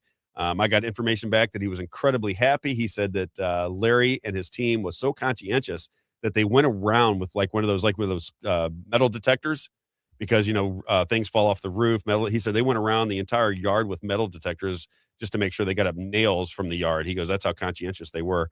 He said the roof looks fantastic. As we said, ECS roofing and exteriors. The way we do it here is we find the best in class We find the very best down home, logical thinkers, free thinkers, American patriots who believe in the benefit of small business, and they believe in customer service, and they believe in taking care of customers. These are the people that we seek to be a part of what we're doing, because as everything begins to grow, we want them to grow with us, and we want our audience in particular to make sure they take care of our advertisers, because we're trying to find the best ones for you. If you need a roofer, right, unless you got some buddy or somebody that you think is going to do it, and you say, I just need a roofer that's going to be honest with me, that's going to take care of me, not take advantage of me, we give you ECS Roofing and Exteriors. Roofing, siding, decks, gutters, garage doors, custom exterior metal, doesn't matter, right? They are the contractor for the Robb Carter Show, and they're going to take care of you. You can trust them when they come to your door that they're not trying to take advantage of you, and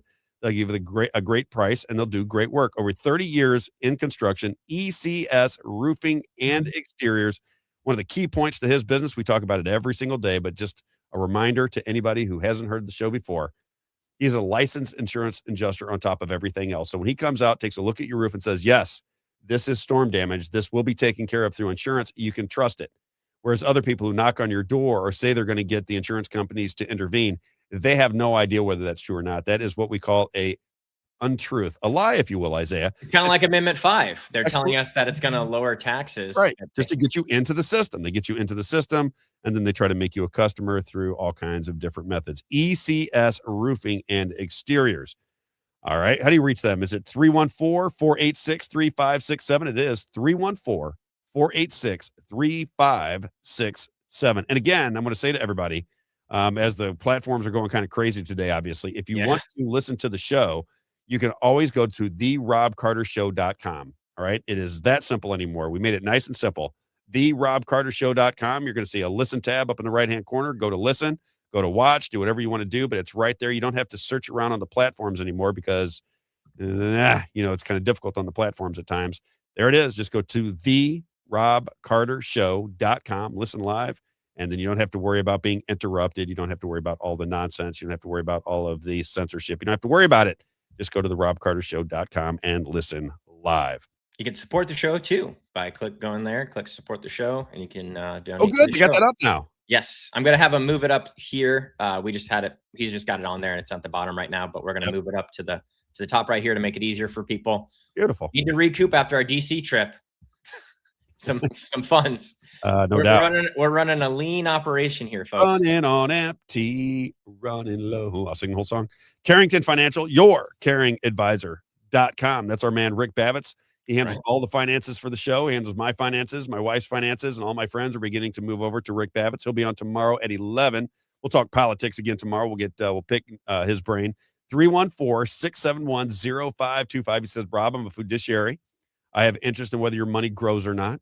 I use biblical principles with your money. And one of the benefits to Rick Babbitts is he knows the politics, he knows the currencies, he knows the history, he knows everything about everything. Therefore, as he likes to say, I do it different than everybody else. I am not a cookie cutter financial advisor. You tell me what your tolerance level is for risk, and I'll put a program together that matches it. If you're nearing retirement, if you have money to protect, if you have money to grow, you have got to get a second, third, fourth opinion. Doesn't matter to me, but you have to get Rick Babbitts' opinion at 314-671-0525. 314-671-0525. Rick Babbitts, your caringadvisor.com. Now, I got to get to this Massey one, Isaiah. One more clip that I had on the agenda today that I wanted to play. And it's really, I don't even know if it's a clip as much as it is Thomas Massey talking about Benjamin Netanyahu. Because, again, I just think it's very interesting. It's just perfect for the show. If people are watching the show every day and the accusations and the way we describe what is going on with this war in Iran, I think it's never been more obvious as to what is happening.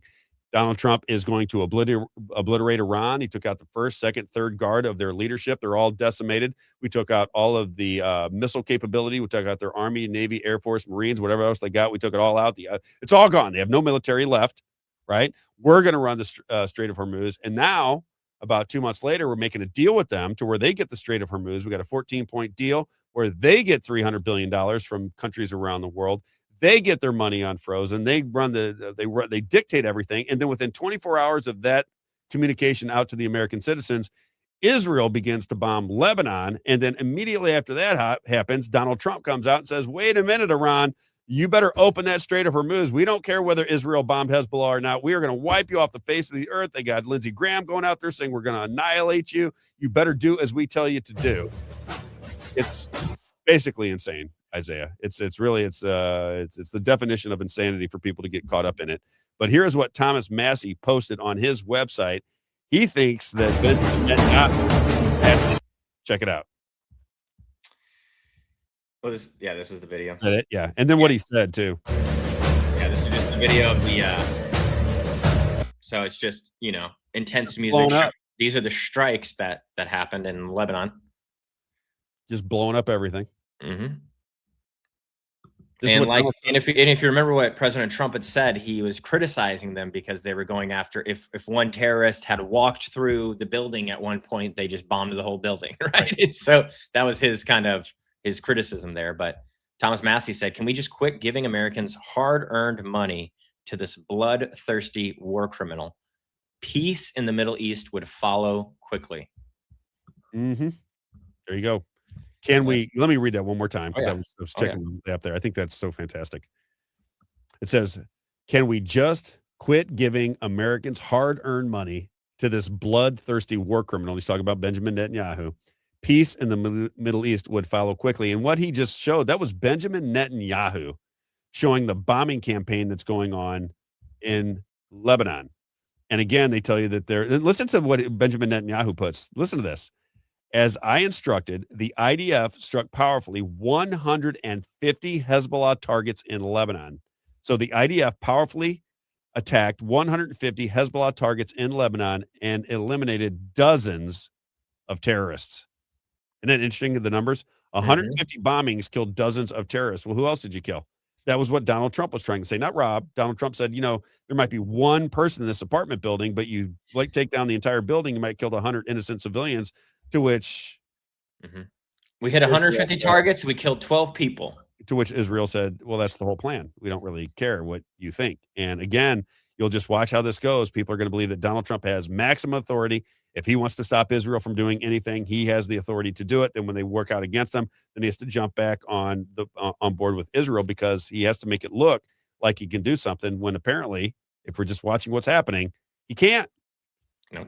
He can't. Even the Israeli leadership that he says he's talking to said the so-called president, Donald Trump, they called him the so-called president. I mean, this is just fake. It's Warenberg theater. Yeah. It's amazing. How did those people respond on Massey's, though? I wanted to get to that. Let's see. What's the responses on Massey's feed. Oh, let's see. Oh, well, we'll see. Number one response. The first response is me. Yes, please. Not too funny. That's awesome. This is the guy. This is one of the guys that was with us. Yes, we met him down in D.C. Yeah, we met him. So it's also clearly a middle finger to Trump and Vance. They deviated slightly with the rhetoric towards the Israeli government, and this is the result.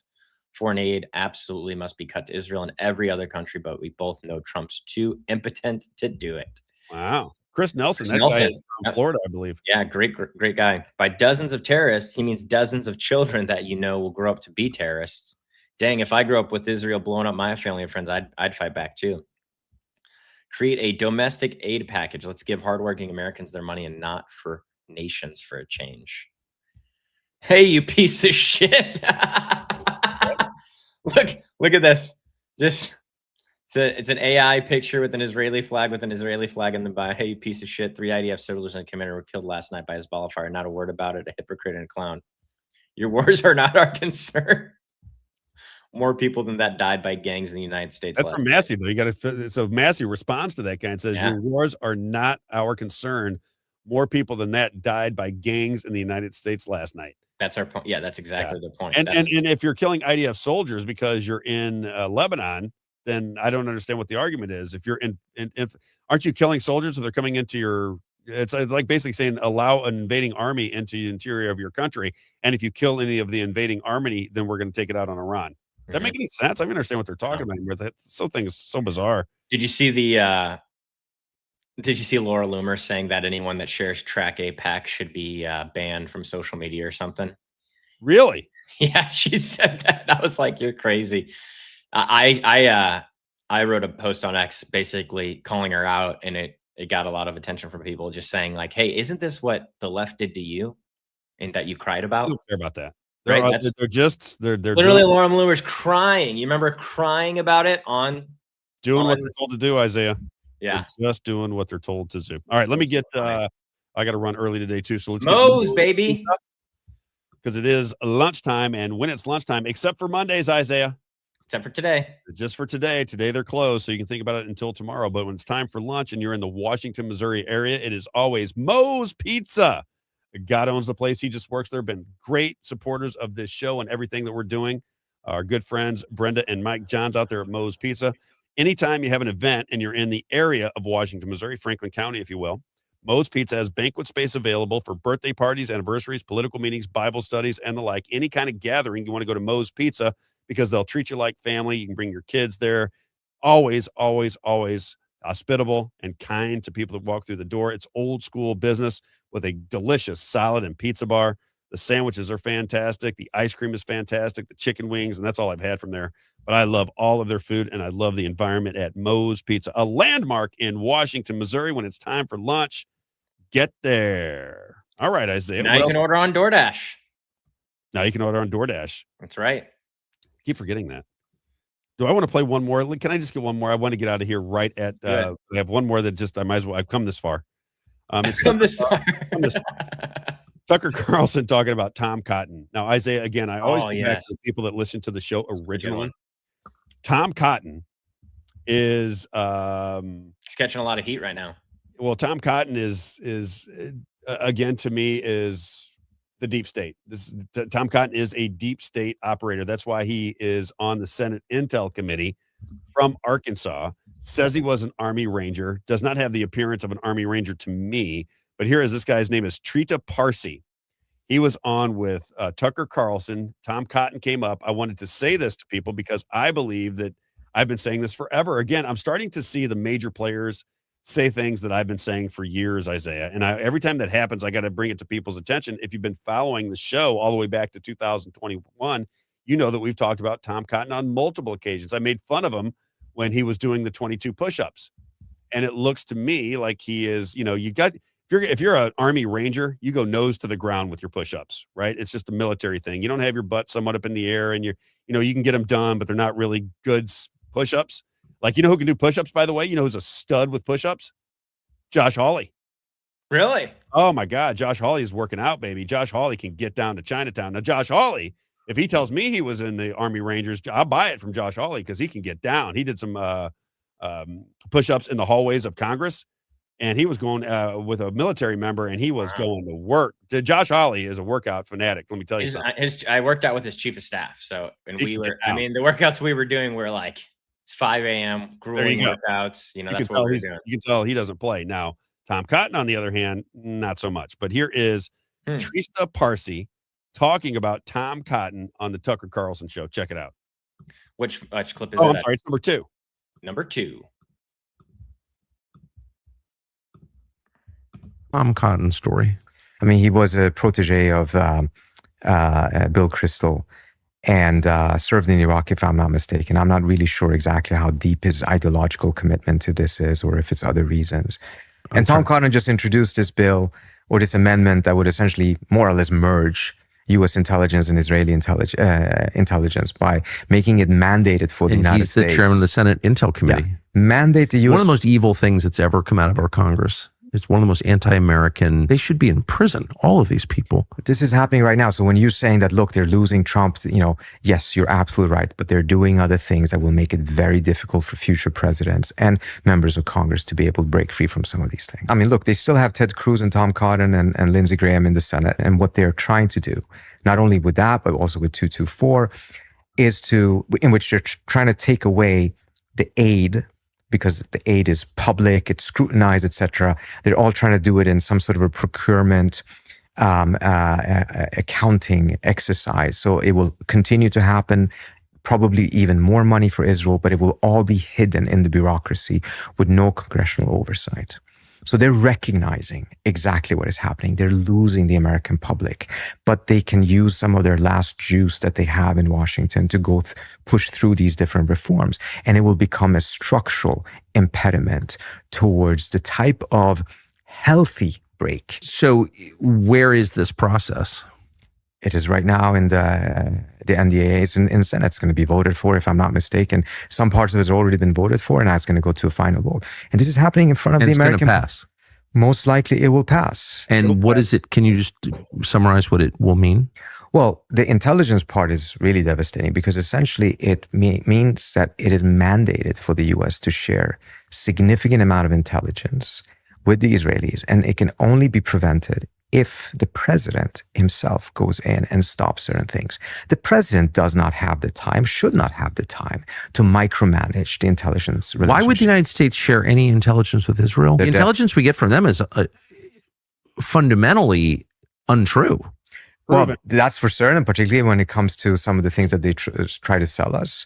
And this is also very problematic because it means that we would have to share intelligence about other partners that we have with the Israelis that actually could be betraying them in a way. So again, it's once again putting the relationship with Israel above all other relations that the United States above all other concerns, including like the most basic concern, which is how. Pretty interesting, right? Because we've been talking about this for quite some time, and here we go. They are going to put forth legislation again to tie the United States military and our intelligence agencies to Israel. And I think that's probably already done. I think that's why they just want to make it official. I think we're probably sharing intelligence. It's one and the same now. They probably hacked into our systems, as did China. And that's why I think it almost makes more sense that it's a global intelligence agency, because anything that's on software, which is how people communicate nowadays, there is a hacker that can get into it. And if there's a hacker that can get into it, either through espionage and or they're just overseas and they can hack into a system, change the outcome of vote, change the outcome of an election, and or share or steal your intelligence, well, then they would. And if you know that they have stolen your intelligence, look at the technology going on around the world that was once ours. Now it's everywhere, right? So as you start to understand that, it makes more sense that it is a global intel agency. They work together. They create the scenarios. They create the wars. They create everything. My buddy Jeff says, Rob, I sent you a documentary that explains exactly what you're talking about, and it's about World War I. I want to try to watch that today, and I'll give people an update. He said, he goes, everything you're describing is in a documentary of how we got into World War I, right? Where everything is really working together. It's we have this illusion that there's all these different nation states that are fighting against one another. I give you the Democrats and the Republicans.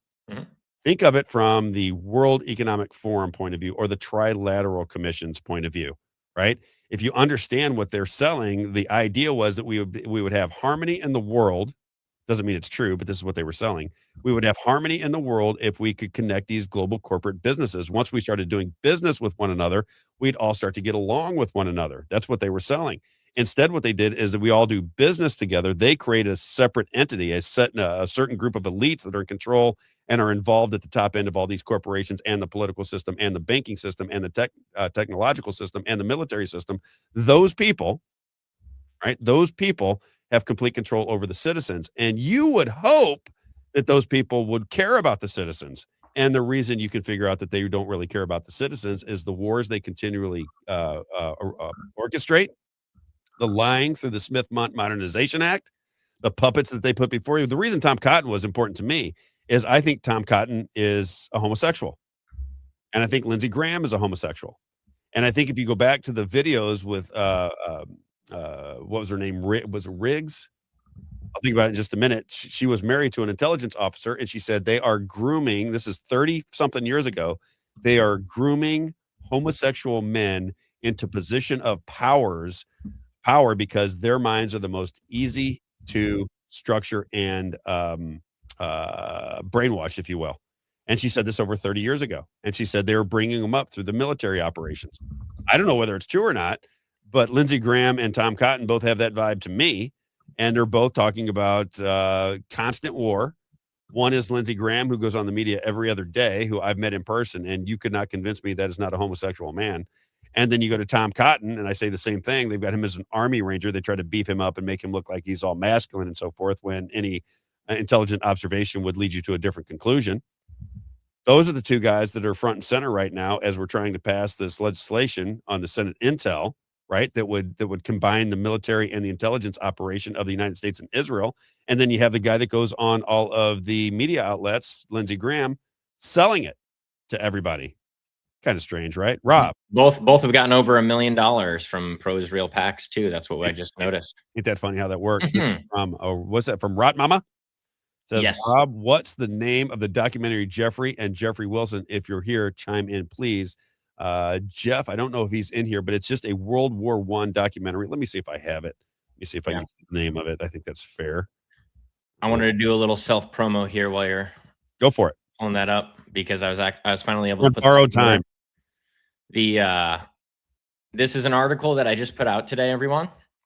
This is an article that outlines the entire day of I try to keep it short, so it's only about, I think, 1,100, 1,200 words, but I break down our day at the Capitol with the USS Liberty survivors and Thomas Massie, and I put all the videos in chronological order here that we published. That way you could kind of go through the day and see the series of events. I put Thomas Massie's speech in there.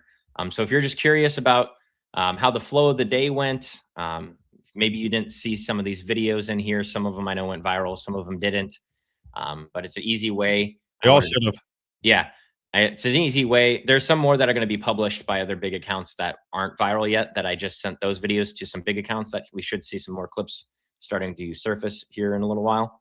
But it has everything here, has quotes, video of Daryl Issa there. So it just outlines everything really easily. I didn't get to put together a video outlining everything. And so I at least wanted to put an article together, pulling all the clips together, and then is that on your X feed? Yeah, it's on X. I'm trying to get it on our website too, because we're trying to get the articles up. And so this is one of the articles I wanted to get published on the website. But I felt like everyone wanted to know that. We're the only ones with the information. There's no other media outlets that were there. So we got it all. We have the exclusive to be able to kind of give you the insight and give the media the insight. And that's why I wanted to publish it, is give everyone this kind of inside look into how the day went. You know, why we personally feel Thomas Massie is a pretty legitimate. I think all politicians have some sort of agenda, but he's the most legitimate congressman that I've ever encountered or talked with. Well, he's certainly singing the same things we're singing. Yeah. And I mean, just the atmosphere. I don't know.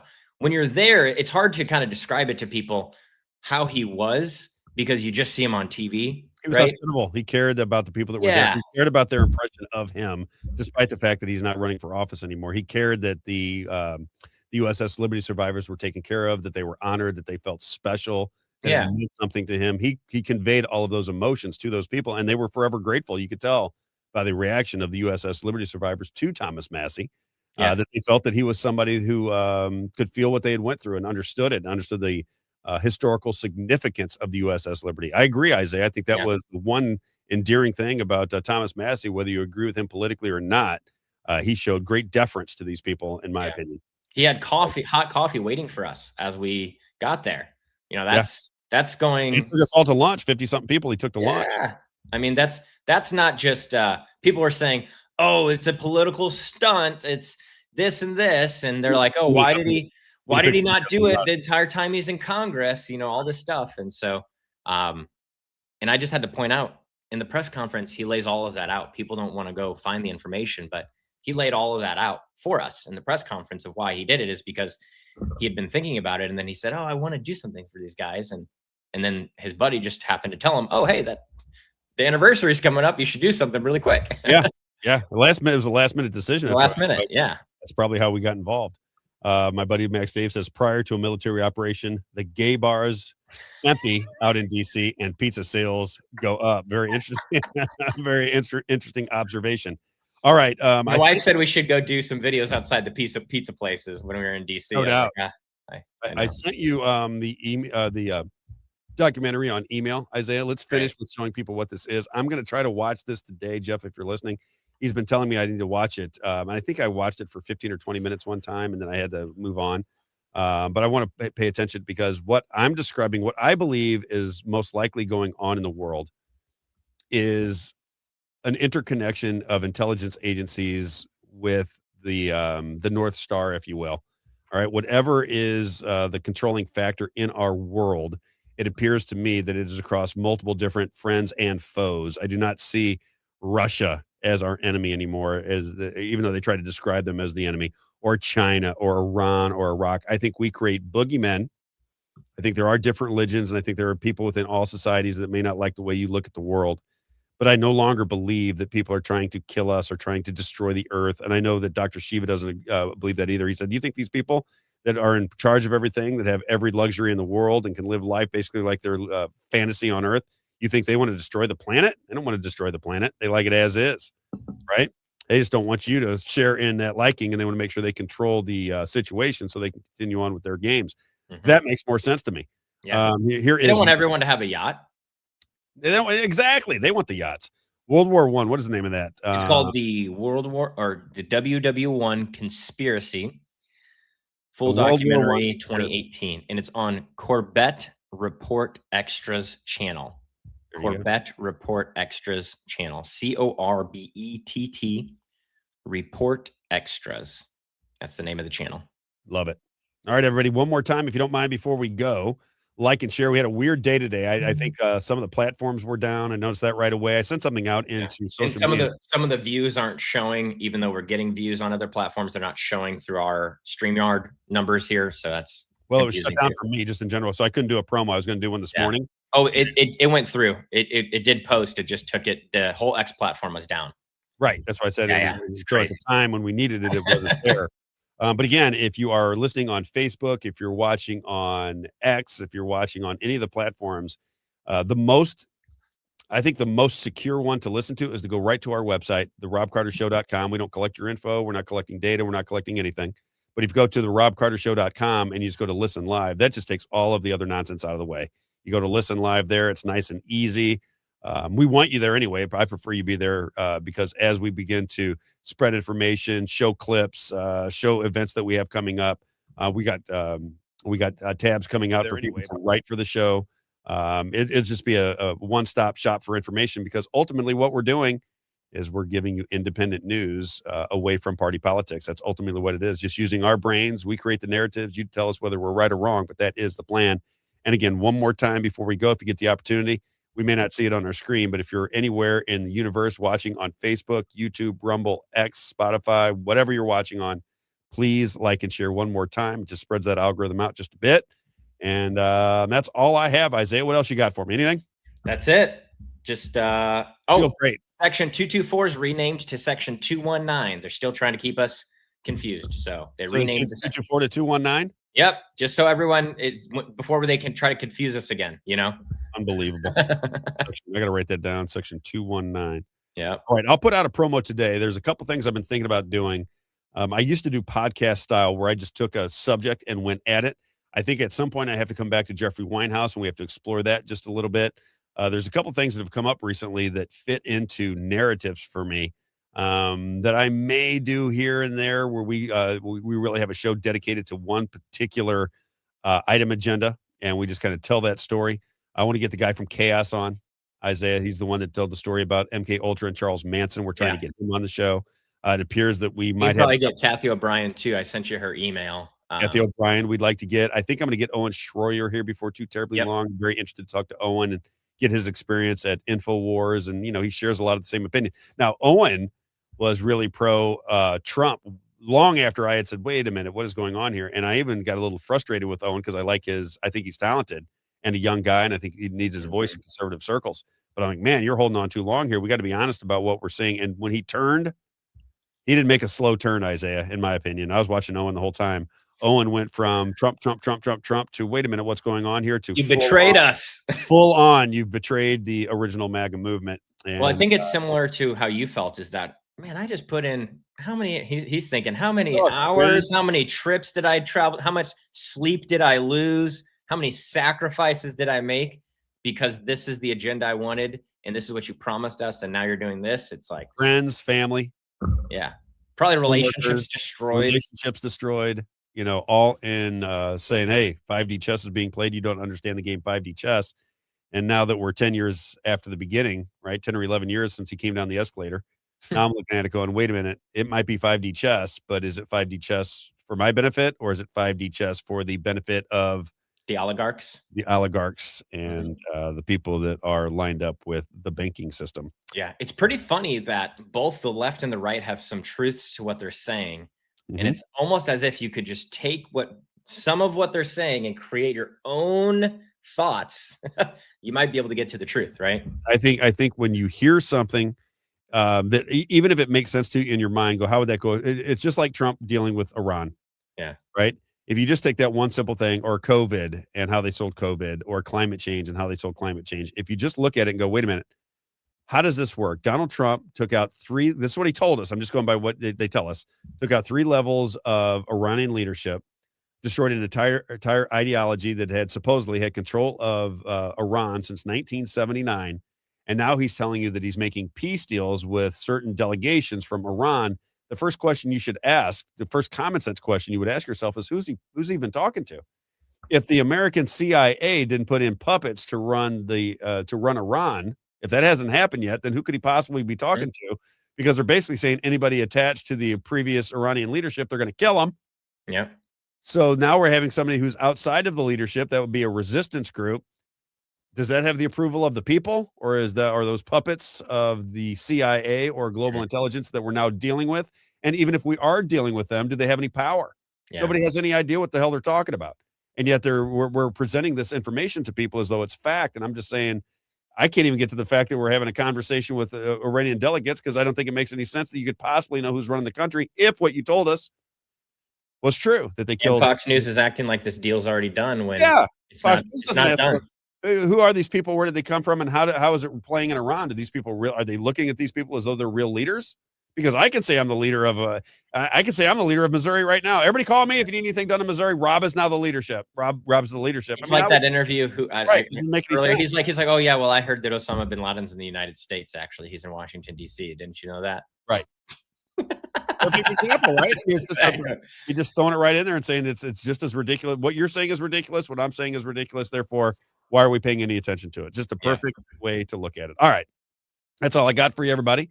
Isaiah, we'll talk again soon. A little bit later on today, if you got some time. I think we're talking about website developments, things of that nature. If you have any stories for us, if you have any stories, always remember the Robb Show host at gmail.com. The Robb Show host. No, not even that now. You can just go to the RobbCarterShow.com and you can submit a form. We've already got a first form submission from a congressman, and not a congressman, a candidate for Congress that we spoke with at Osage County. He put a form in to get on the show. So that's easy to get to now on the website. Yeah. So let's share it, because I meant to walk through the website at the beginning of the show, and I just got lost in what we were talking about. Because the Iran stuff was triggering me. But so this is the website, and if you scroll all the way down to the bottom here, there's some things here on the bottom that aren't on other places of the website, and one of them is send us a message right here. And so you can just click send a message to the Robb Carter Show, fill this out, and it has the different reasons. So if it's a guest opportunity, feedback, do you have a news tip or story, maybe you're experiencing a technical issue that we don't know about, or just an inquiry. There's all these different ways you can let us know why you're trying to get in touch with us. You can see Robb's pretty face right there. Where do we find that, though? I didn't see that. Where does that come to? Does that come to our emails? Oh, yeah. I mean, it comes to my email, at least. I got it. Okay. Yeah. So if you're not, we'll get it set up to Tom, if you're listening, make sure that they get sent to the Robb Show host at gmail.com, the Robb Show host at gmail.com. I got to talk to him a little later on today. Isaiah, have a great day. Have a great day, everybody. We didn't get much to the listeners today. I apologize for that. We had a lot of information just to get caught up on.